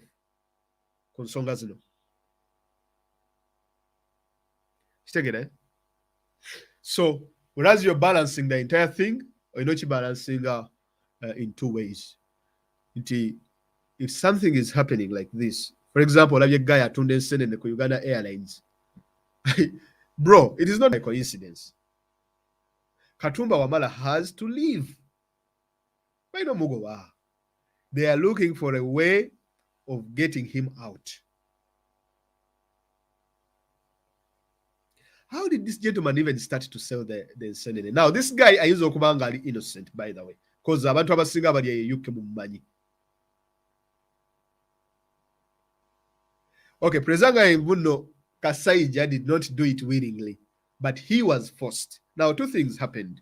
Either the committee had information about these clauses, meaning that information must have come from the government, never leaked to the committee because of a few grudges here and there. But also, the information might be purposely leaked because Baba Devagara, the Chinese, to go on the defensive. Such that Museveni can get, and his government, Kubanga Bagamba, they went there at first to renegotiate these issues. Nebabamma. Katuwe babamma, then nebajja nebagamba naye tukoze tutya sovereignty y'abana Uganda tugitadde on the line. Tubagambe tetubagamba. And that happened. Kakati kino ekya ensenene naye banaye ebizibu biri ku Uganda Airlines eyo tegenda kukola yadde n'ekikumi. Museveni agenda kuva mu bukulembeze nga talina kyakoledde Uganda, ekyo mbalayirira. Baamiri abasajja abataasoma amagezi baagajjawo agaasobola okukola ebintu bino balabika baabikolerako emikono egitali mituufu. Oba baali beesimbu nnyo abasajja bano Bobote ne Baamiri, nti buli we baakolanga ekintu baakikola na mutima gumu. Nzimbye ekisaawe nti kizimbe, n'abalijja mu 2020 bajja kisangawo. Nzimbye eddwaliro ly'Eggombe lizimbe, n'ennyumba n'amayumba g'abagundi mu gazimbe, ag'abasawo bali bisangawo 2020. Paka kati omuntu w'olaba ng'ekizimbe ekikadde kimenyebwa mu Uganda obula n'okkaaba amaziga, kubanga ekiddawo toyinza kumanya oba kiyinza n'okulastinga emyaka egisukka 3. I can guarantee you. I don't know. Naye maybe ebiseera ebyo ebizimbe ebyo birabika byafiirangako abantu. But I will go back in the history books nnyonyereze we baali bazimba UCB kyafiirako abantu bameka, we baali bazimba Uganda House yafiirako abantu bameka. Records ezo zirina okubeerayo. naye omuntu ne mukwata university yaffe emazeewo emyaka egisukka 12 ne mwokya main building.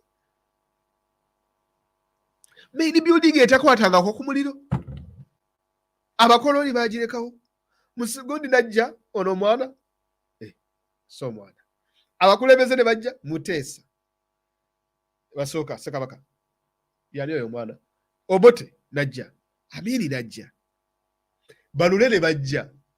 Binaayisa. Obote n'akomawo n'ogwokubiri. Paka Museveni lwe yajja. University n'ekwata omuliro. Ngate wandisuubidde nti bali abaasookawo baali tebamanyi kukozesa gas, baali tebamanyi health and safety. Naye mwe abantu abasomedde ku mulembe guno ku internet, on the internet age, mwe muli mu kwokya ebizimbe nga mutusiriwaza mumaze okubba ettaka lya university yonna lyonna n'ebintu ebifaananawo ebityo kaakati mu ekizimbe mukyokya. Ku kyensenene Katumba bamuli bubi. Seriously. Katumba Wamala bamuli bubi. Gwegendo olabe apology omusajja gye yasomye. Why is it that all these things being in just 2 weeks, 1 week actually, 2 weeks, Katumba Wamala is mentioned like 3 or 4 times. Katumba Wamala abeddiye kuba lwakuba yali azimba enguudo e Congo. Okay, bigamba abatabitegeera. Katumba Wamala kakati does he really believe Katumba Wamala dero yali azimba oluguudo e Congo? Kajina si azibeerako. Lwaki tebakuba kajina? Katumba Wamala yali mu Uganda Airlines. Lwaki yejjudde emivuyo? Nati ze zibula, ekisaawe kye kitakola kikyo kye batwala. Ennyonyi ze zitakola. Everything is a mess within the Ministry of Works and Transport. Museveni is looking for the guy. And trust me, if Katumba is not serious, if he's not careful, they will get him. Kakati bagenze kutundirako nsenene. Now, nze ekyensenene tekyankubye nnyo nti, okay, batundiddeko ensenene. No, that is not the point. The point is not the nsenene. No. Okay, to me, it's not the point. Whether batundiddeko oba nedda, it's up to them. Because we have boarded here aircrafts where people even take off their shoes. Nga balina ebigere ebiwunya, n'abiwalampa n'abiteeka waggulu. There's a Reddit thread. Yo eriwo ku exposing abantu. Bakola ki? Bawanika bigere mu bbanga. The problems of Uganda Airlines are much bigger than someone who is hawking grasshoppers on that airline. An airline without a CEO. Airline drowning in debt. The problems are much bigger than someone selling insanity. Seriously, a guy, I mean, that is the level of the aircraft itself. Why would you even be shocked? That's why I told people the Sobola Jibodinga. And by the way, I'm not Sobola Jibodinga not because in Chomuteba, because what difference would it make if that person was Kubanga Chiakoze Chomsiru, maybe Chechokubanti Yabada immediately, and he grabbed the people's attention. But if he had just sat in a corner, then in our parking of Senenebwe, and then he would just hand out to people with the diagram, that would have been much better. You get it? Than if he was standing because that looked very hawkish. But that's not the issue. How much money did we spend on these aircrafts? In 1 year, Uganda Airlines, Katumba has to go. So, on a positive note, this is what I want to tell you. Wiki tujimaze tulimu cloud 9. But the problem is, Museveni chitachagala. He doesn't like bad press. Everything being constant anyway. So he has to make sure anti akakanya.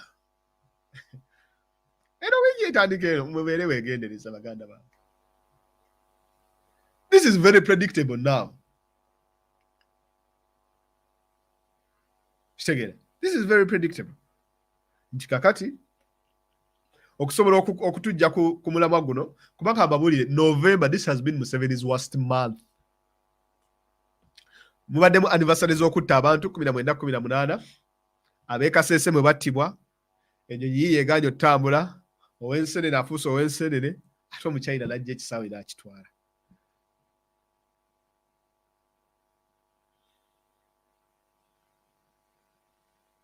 Naye nga omukulu Ssenyonyi mukama waffe weebale nnyo omulimu gwe wakoze mu Kasase lwakuba abantu abasinga tebakuwa credit, but people should credit you.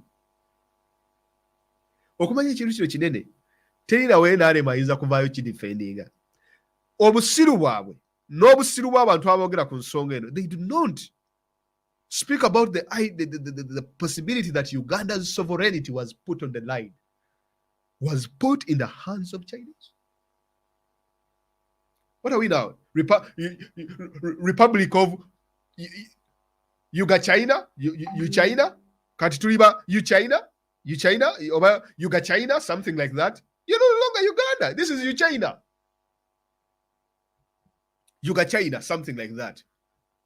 Hati buli ekikwatagana n'Abaganda baayagala dobbi bajjako waliwo akasajja kawandiikawo article ne kagamba the name Uganda does not come from the word Buganda. Crazy. I mean, these guys, they are determined to erase the history of the country. They are determined to erase anything that links us to our lineages as well as our religion. You know, Museveni professes to be a Marxist. That is what Marxism is all about. Nti Marxists bo tebabelivingira mu ddiini, tebabelivingira mu mawanga oba culture oba customs na biki. No. They are Marxists and communists. Kyobola China tebiriyo. Because bo, they are not tebalina ggwanga. Museveni is a mukafiri. Mukafiri talina ddiini. By the way, you people misunderstand. Omukafiri wokyogera. It's not kivumo. Kiaba muntu atalina nzikiriza atalina ddiini. Museveni talina ddiini. He's not a Christian, nor is he a Protestant or an Anglican. Era nsekerera nnyo aba Anglican who want to kwesiba ku kasajja ako. Sorry, ku mwami oyo. He's not. Nembasamize nayo tebayinza muwaayo kyo.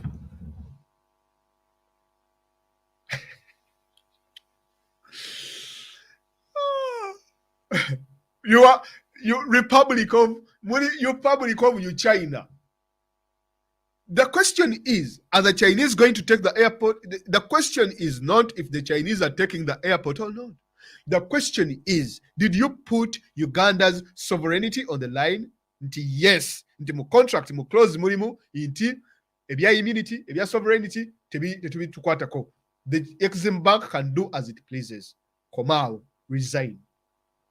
In fact, he's not even the president. Why did he resign? And something like that happens in a country like Uganda. And no one resigns. Everything stays as normal. Not even Kasaija. No one resigns. Do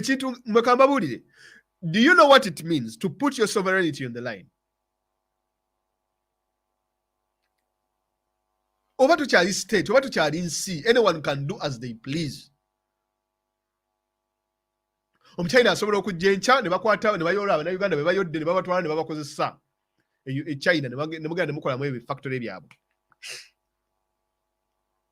Mwe muba mufuuse baddu. You're not a sovereign state. Oba muba mufuuse part of China, People's Republic of Yoga China, oba you China. All over the news. Ebyo ono omusajja mukwano gwa Museveni era bye yakola e Zambia. Oyo lungu kyali wa Museveni yakwata ensi ne yeewola ssente empitirivu ne batwala TV ne batwala National Radio Station n'ekisaawe kyayo nayo baakitwala lungu ng'akola ezo gundi ng'akola ebyo ebintu ebyekisiru kiwulira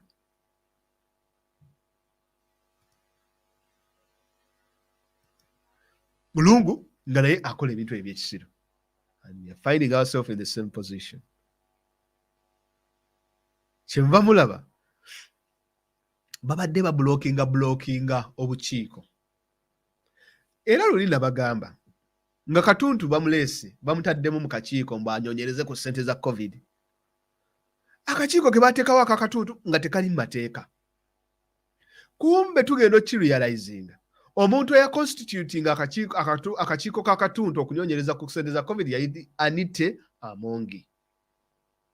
Owulira kyova olaba abantu abasinga n'ababaka baffe abamu ab'NUP so baazigwamu nga kasooke tugendeko mu bulango katini. Banange musooke munnyambe muteekeyo kasente ewa muganda waffe Anthony Wameli tumubeererebo tumuyambeko akasente bali mu kasonda mu chapter zammwe ez'enjawulo please muteekeyo akasente muganda waffe tumuyambe ali bubi mulwadde alwala kansa tugezeeko nga bwe tusobola mukitegedde. So guys please help. Now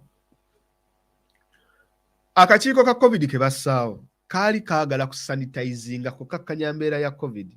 Let me explain things to you. Buli woolaba ekintu nga kirimu Anita Amonge manya Janet Museveni yaba akirimu straight away.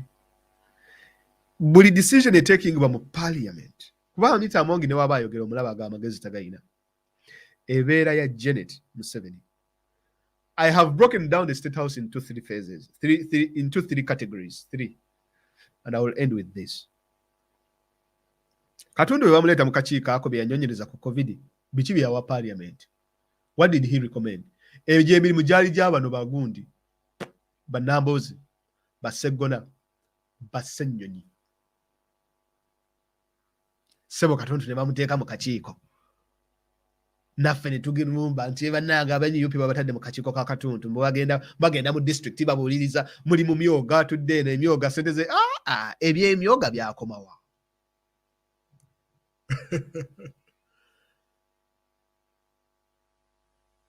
Museveni oyo mumwegendereze guys togezanga nokkiriza n'ogwa mu ssoozi. Anyway, the point is this. Kati mulaba n'ebya Musenero. This is what is happening in State House today. This is how I can explain it. Museveni is at his weakest point. This comes as a result of age and as a result of the changing world, more technologically as well as modernity. And he's not catching up. This is what they are doing. Military egenda kubeera handled by Muhoozi. Technocracy obakale non-military affairs omuli ministries omuli authorities omuli administrative units RDCs sijuyi biki egenda kubeera Janet and Salim Saleh. Foreign affairs egenda kusigala mu doketi ya Museveni, playing the geopolitics as well as okuzanya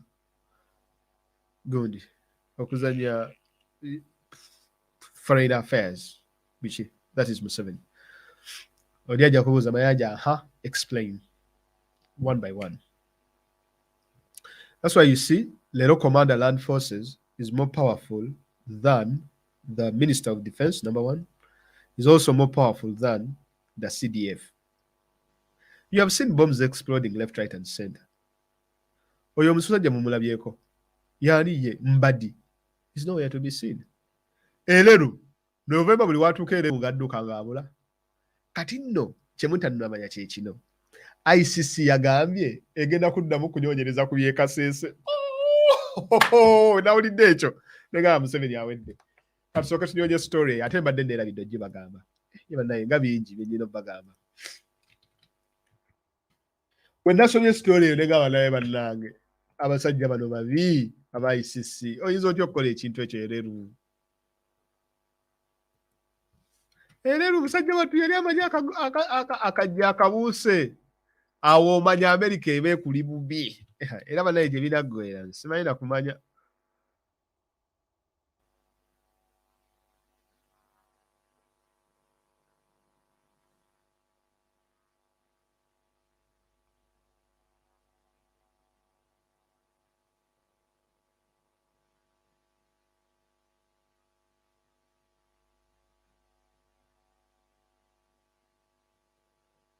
D'accord. Where did I read this article? Article.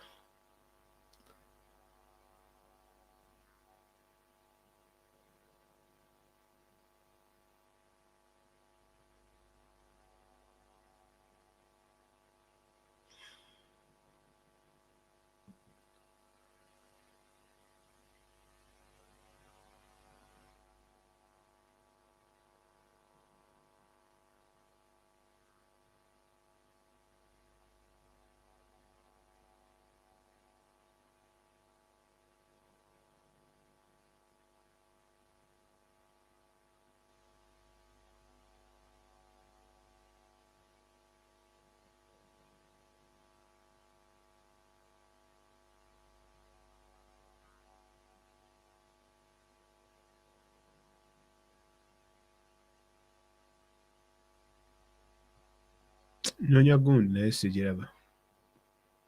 Article gye bawandiise ku eleru. Naye ng'ebyereru byo tebinaba kukola ki? Tebinaba kuggwa. But what I'm trying to explain is the other three individuals, and then I'll finish. Nti Muhoozi era omulaba, he's more into the military now, but also being watched by his father. The appointments, pichi byonna, they're trying to like show him how to run the show. But we do understand that Muhoozi is still unpopular, and you know he's not as good as a military officer. He's a Twitter army kind of guy. Yeah, he's a Twitter general. He's not a military general. Now, Janet to me crossed my path as a very interesting individual. The Janet Museveni watunuulira katika mbabuulire. Thomas Tayebwa, government chief whip, Janet project. Era ky'ova olaba, she defends Janet to the hill. He defends Janet to the hill, like Thomas Tayebwa. Gwegenda olabe n'ebyekisiru by'ayogera. Ojja kumulaba, he even puts Janet above Museveni, which is interesting. Owokubiri bamuyita Anita Amongi, deputy speaker. Anita Amongi ne bbaawe gwe bayita Moses Magogo. Kyovola Moses Magogo toyinza mukuba mu kalulu ka FUFA. Tayinza. Kyovola Moses Magogo yatunda kaadi za World Cup. Magogo had to go. Janet Power ye yamulemezaawo.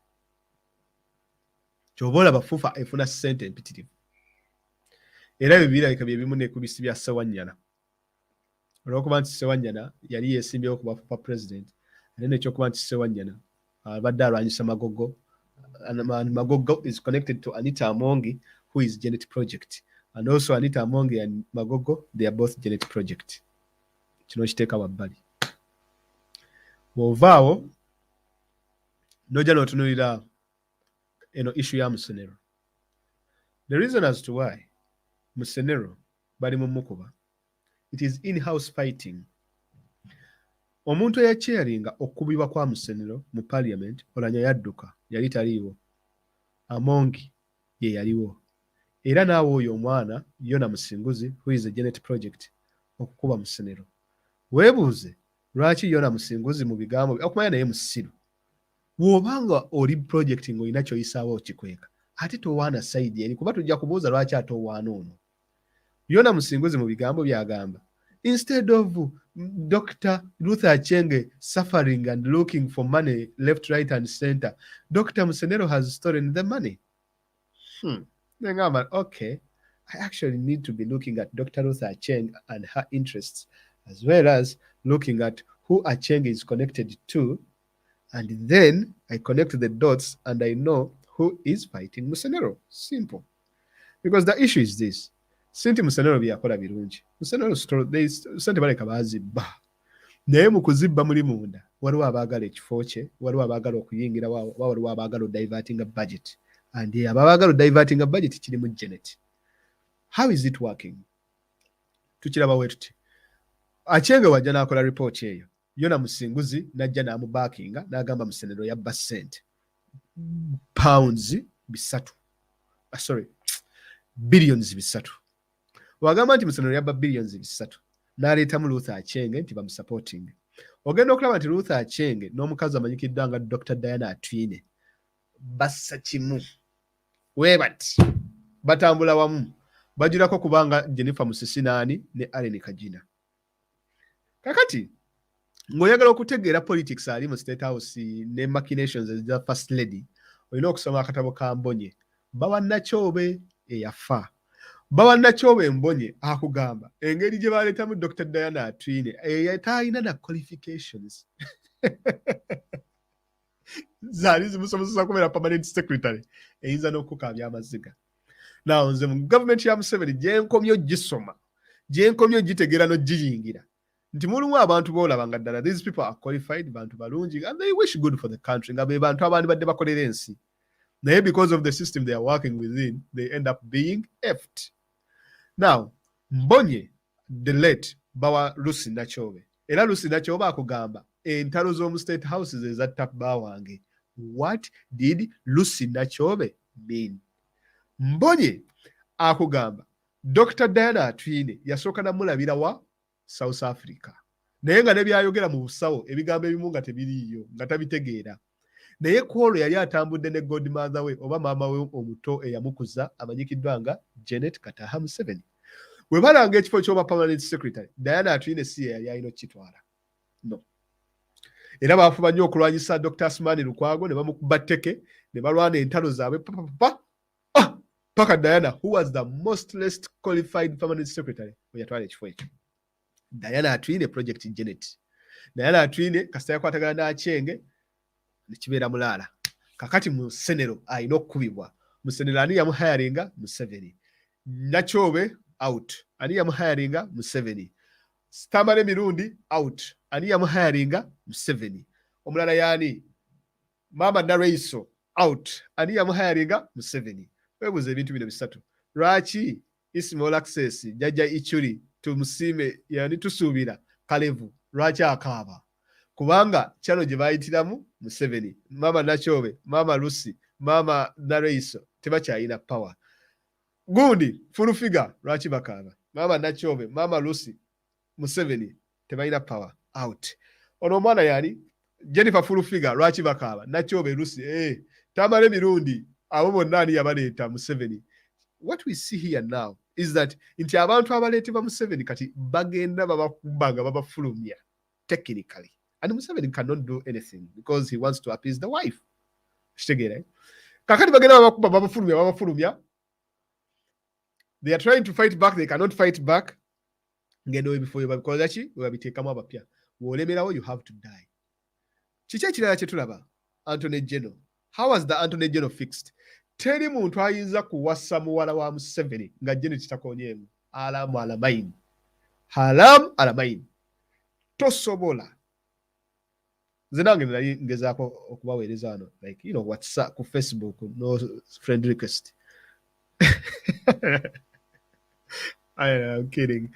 Anyway, so the thing is tosobola kuwasa muwala wa Museveni nga Museveni nga Mama Janet takonyeemu. Gwe weebuuze wali owuliddeko Isima Jajja Ichuri Kalevu ng'awoza Mama Janet tosobola. Ayogera Mama Nachobe olwo yabala kafu oli ku side nfu agenda kubbe sosi ya bwerere. Owoza Mama Nareiso oli kafu olina kuwoza Mama Janet. Ate Janet tayogera na Luganda. Sindi talumanyi, sindi tasobola dogera naye tayogera Luganda. Alinga mbabazi. Golooza lwaki. Muli ku Mama Nachobe. Mama Nachobe, Mama Janet out. Buli yayogera Mama Nachobe, Mama Janet, Mama Gundi, betwala bagawo ku TV, Catherine kusaasira, Ronald nenjaga ne munywa. Nga temumanyi power. Kiki kye tulaba. What we see here is this. Nti wotunuulira appointment eya Anthony General Kiyowa Kiwanuka. Akolera mu farm gye tuyita K&K Advocates. Now K&K Advocates ye mukodomi wa Museveni gwe bayita Edwin Kalugire akola ne Kiyowa Kiwanuka. So abakola ne Kiyowa Kiwanuka bano kye baakola kwe kukwata Kiyowa Kiwanuka which abadde akola ne family eno ne bamuteeka ku kyoba Anthony General. Lwaki baali tebaagala kuteekayo Edwin Kalugire because Muganda oli mukodomi munne gwe bayita kekanya kasajja ako Lwaboogo already baali bamuwadde ekyoba presidential advisor nga wokwata abakodomi bano ababiri ne bateeka mu bifo bye bimu it means kigenda kulabika bubi. What do you do? Funa omuntu omu akola mu faamu y'emu abeere face naye nga Edwin Kalugire runs the show from the back. So that's why we find omukulu amanyikiddwa nga Kiyowa Kiwanuka nga ye Anthony General n'osanga omuko omulala gwe bayita mugano gwa Tamale Mirundi gwe bayita nnyo omwana Lwaboogo nga naye arunning show as the senior presidential advisor. Ekintu nekitambula zombi project za Janet gwe mbuulira abo abavubuka ababiri basobola okuhayaringibwa nga Janet si yakitaddemu amaanyi tekisoboka. So what we are seeing here is machinations. Is that Janet Museveni? Be very careful. If you're looking at Muhoozi, change the way you look at things because you're not looking close. Step away from the elephant and have a clear picture of things. That's when you will understand. Professor Nawange Owe Makerere, project ya Museveni. Si Museveni, Janet. Chovola Nawange takyusibwa. University bagisika bagiwamba. Chovola batayewa agenda na orderinga Nawangwe. Tayewa, who is Tayewa? Janet project. Nawange tayina power. Bebayo cha university. Go and see articles zebakuba wakati wa Nawange ne Janet. Taka lyonna ya university balyeguza. So if he can control the biggest university in the country, kitegeeza nti Janet ta receiving too much criticism singa the university was in some sort of opposition. Kitegeeza nti Nawange can run the show on the toes of Janet Museveni because she's the Minister of Education. Nti fees never zibeera hiked or anything happens, Nawange falls on the sword, but not Janet. But the university can be handled the way Janet Wajagala evere handled. Now, what we are going to see that is going to happen, together with KCCA, together with all these other government authorities, Navichi, a revolution is taking place. People are being Baba Jamu. Now, Chino, kyefaananyiriza kyetwalaba e Zimbabwe. Mu Zimbabwe, omukyala gwe baali bayita Grace Mugabe, of course yali muto. Robert yali afuuse old nga akaddiye. Robert waakaddiwa. I mean, Robert Mugabe waakaddiwa. He could not control the country. Kati Grace Mugabe, of course, had presidential ambitions. Obusiru Grace Mugabe kye yakola kye kino. He tried to sideline the old generation. N'agezaako okuleeta abavubuka abato bayingire mu kibiina nti bawambe ekintu bakitwale.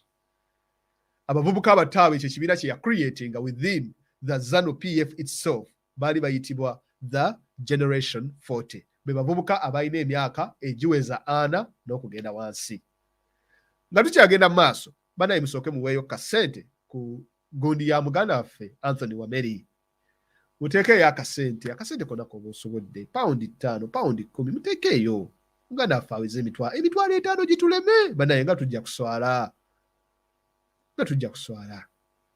5 tekisoboka. Mutuyambe tuteereyo akasente ako. Omukazi gwe bayita oyo mukyala wa Mugabe yacreating ekibiina kye bayita Generation 40 ekyabavubuka abato mbu be baba balwaninga show. N'asayinilininga bano bamunangagwa, n'asayinilininga bano ba Kiwenga, Jeno Kiwenga n'abalala bangi Bushiri baani abo. Kakati wabasayininga basibusiso baani abo n'abamala basayinilininga nabo ne bafightinga back through Munangagwa nga bacreating ekibiina kye bayita Lacoste oba Crocodile whatever. So they clashed. Ekyayamba Munangagwa is that he had the military on his side. You know, you're having a military on his side. Munangagwa managed to overpower Grace Mugabe. Grace Mugabe ne team ye yali creating everything came crumbling. Now, the only element jetulaba in Grace Mugabe's case compared to Janet Museveni's case is this. Nti Bob Robert yali talina muvubuka oba yali talina muntu mwana mukulu yali maje oba yali bintu bino. So yali talina musika. Literally the wife was there. Kuba abaana be baali bato myaka 22 ate tebaali maje baali mu kuchakala kunywa mwenge and all this kind of stuff. Tebaali interested in power. Now what we see is nti the difference in Uganda is nti Muhoozi plays that card for Janet. Nti Muhoozi can handle the military as well as the security. By saying it, he can handle the military, it does not mean that Muhoozi has the support of the military. It does not necessarily mean that the entire military is backing Muhoozi. And that is why we saw recently he threatened to resign if at all he was not given over 20 billion to renovate and also uplift the welfare of military officers. The reason as to why he wanted that money is in order to make himself popular amongst the military. Because if Muhoozi was popular, he doesn't need money to make things right. But that means that he wants to use money to make himself popular, because you cannot rely on the SFC. SFC, I mean, against what? You get the point. Now, so that is Janet Museveni. And that is the power. So for as you all are looking at Muhoozi project, oh, go slow. Gorozani agobesa gundi ono omwana. Kabushenga. Doni Wanyama. Aho bonna bali mu team Janet. Chovola bakati gloves are off ku New Vision. Ekintu bakyogera nga bwe baagala. Gloves are completely off. That's how it is. New Vision. Doni Wanyama. Because to sell this story, weetaaga amawulire. You need the press. And Kabushenga was not doing a good job. In fact, he had gotten so old that you had to replace him. That's why Kabushenga, we have a local decision, Museveni, Gabamazo machinations. Museveni Nagaba Kabushenga has to go. Kabushenga akubira Muhoozi simu mani nyamba. Muhoozi na mugamba, bro, the decision has already been made. Out. Kabushenga ne bamutema ko mutwe. Out. We also see another reappointments is very interesting. For example, Jim Muhoozi. Jim Muhoozi is related, I think his wife or whatever, they are directly related to Museveni. I think the wife, Susan Muhoozi, is related to Museveni. Man, the network is big. If I sit here to explain all this kind of stuff, then I can explain more things. Kakati, you should understand this. Muchala wa tumwebaze. She's a sister to who? To Diana Atwine. Chovola wa tumwebaze buli wakole ensobi mu State House sao tebali mugoba. Tumwebaze is the only minister gwe batasobola goba. Lwaki muchala we ali related to Diana Atwine. Diana Atwine noyo muchala wa Muhoozi. Muchala Museveni ye yabakuza as orphans. Abaana bonna Janet be yakuza. Mwete kibiina kye kyayiweso na bikyabo bonna beyajjeeyo mu byalo byabwe eyo nga abantu babe bafudde bonna n'abakuza kati atandise obaplacinga mu zino institutions ez'enjawulo. Kyova olaba tumwebaze tasobola kugobebwa awo ku State House. Sorry, tasobola kugobebwa mu government ya Museveni because of the power gy'alina wansi wa mukyala we. Era be baazimba woteeri gye baateeka abantu ba COVID network. Muhoozi, the same thing, Jim Muhoozi. Chovola omuntu ajja na protectinga Jim Muhoozi nga balese deal ey'ekisiru ey'okuleeta number plate nga balina Russian company running a bankrupt and you're protecting Kiyowa Kiwanuka. But is it really Kiyowa Kiwanuka? It is Edwin Kalugire that is protecting Muhoozi, who are directly linked. And now what is funny is this.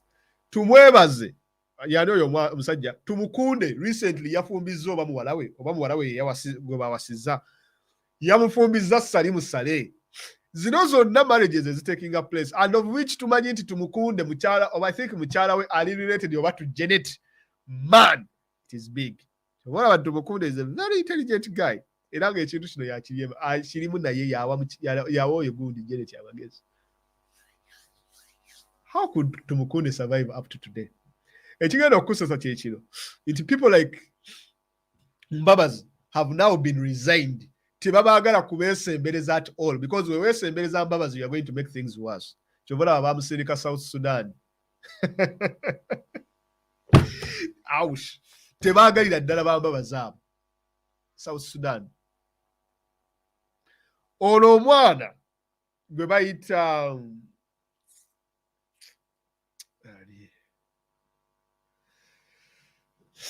era kankubulya olaba cabinet eno. This is the last cabinet Museveni is appointing. Whereas the cabinet eno tugirabamu omukono ga Janet, some appointments were made by Museveni okusobola okubalancing his regional things to balance out his politics as he ages out. Then slowly nti ojja kulaba kati the next appointment gye bajja okuleeta ejja kubeera an upgrade from Nabbanja, a drastic upgrade from Nabbanja ejja okubeera. Shabayo. Now, Museveni's role is one. Kusigala ku geopolitics as well as foreign affairs. Kusigala ku connections and networks is international.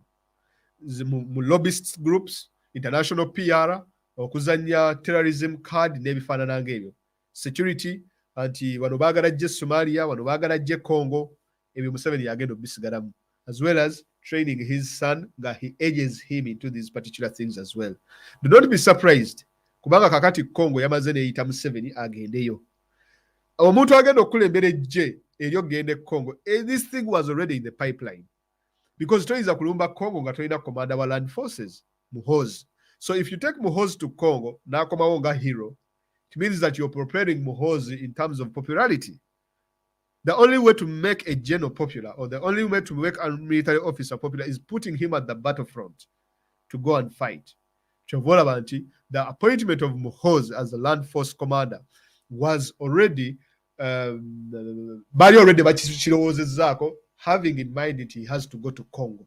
No one else could have gone to Congo without Muhoozi.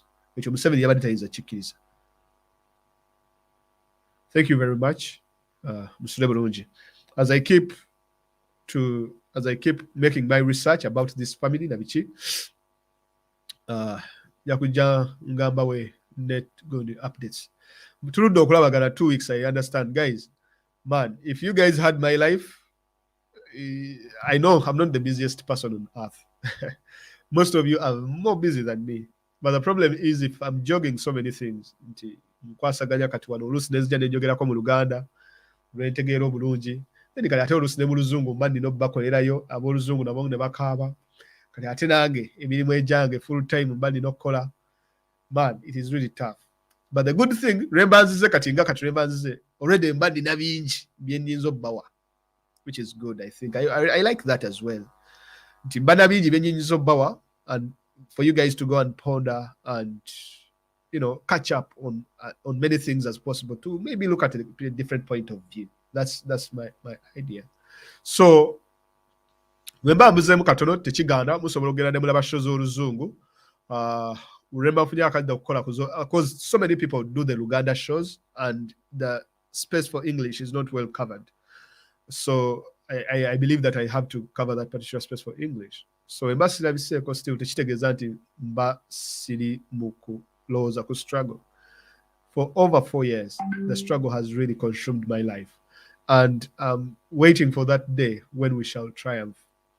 And everyone here, so many people we have started with you, Zahara, Halima Smart, so many people, Esther, I mean, all about 4 years ago, you guys, we have started together for a long time.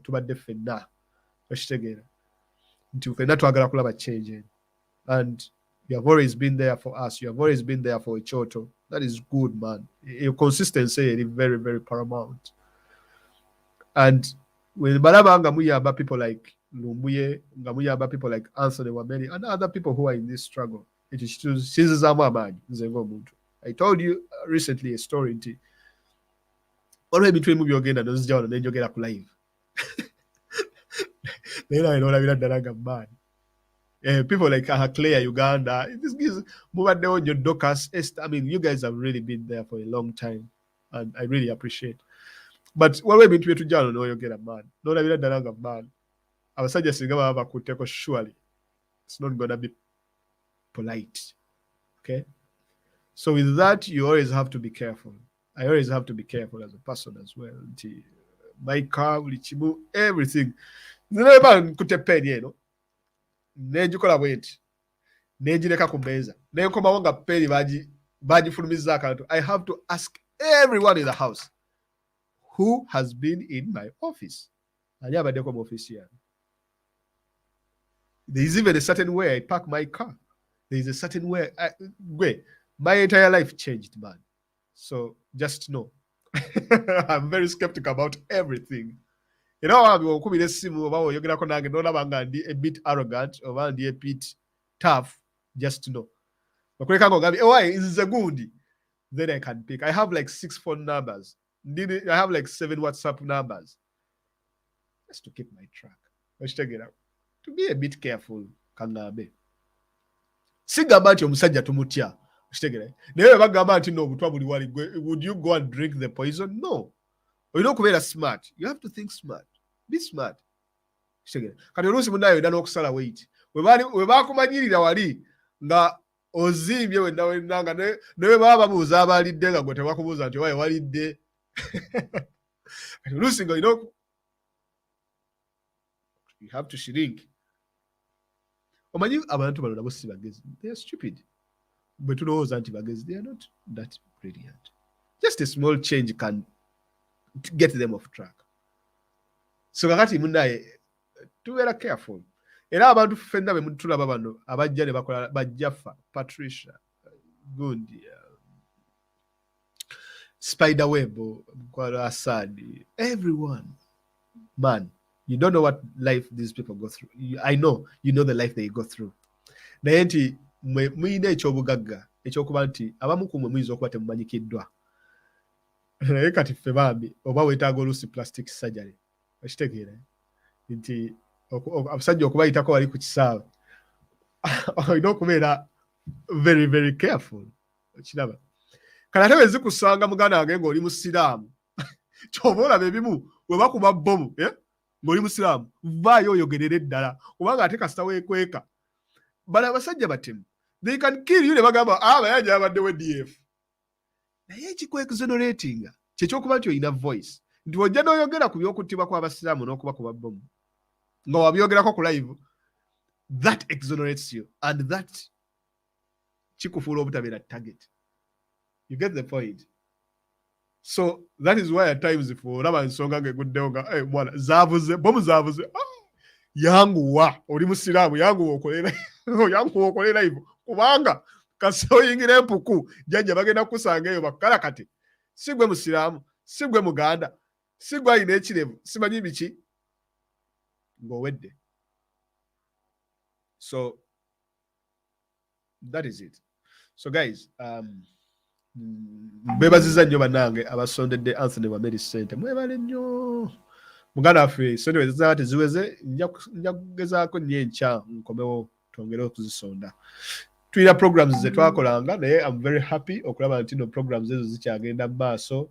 Abantu nga ba Spiderweb nga bakyazitambuza, that is good okubanga mukyakola Twitter protests ezo. I always follow Spiderweb's work mulungi. Of course Mkulu Jaffa Makanga, Patricia and Masaba Faustin kuba yatandika protests says that Twitter. I mean those Twitter protests are some things we have done and I always look back and I need to, you know, I wish I was consistent in this field. Nayenga manyi olabira ddala time ng'obudde toyina but Katonda wanaba tusaasidde maybe soon if I can break.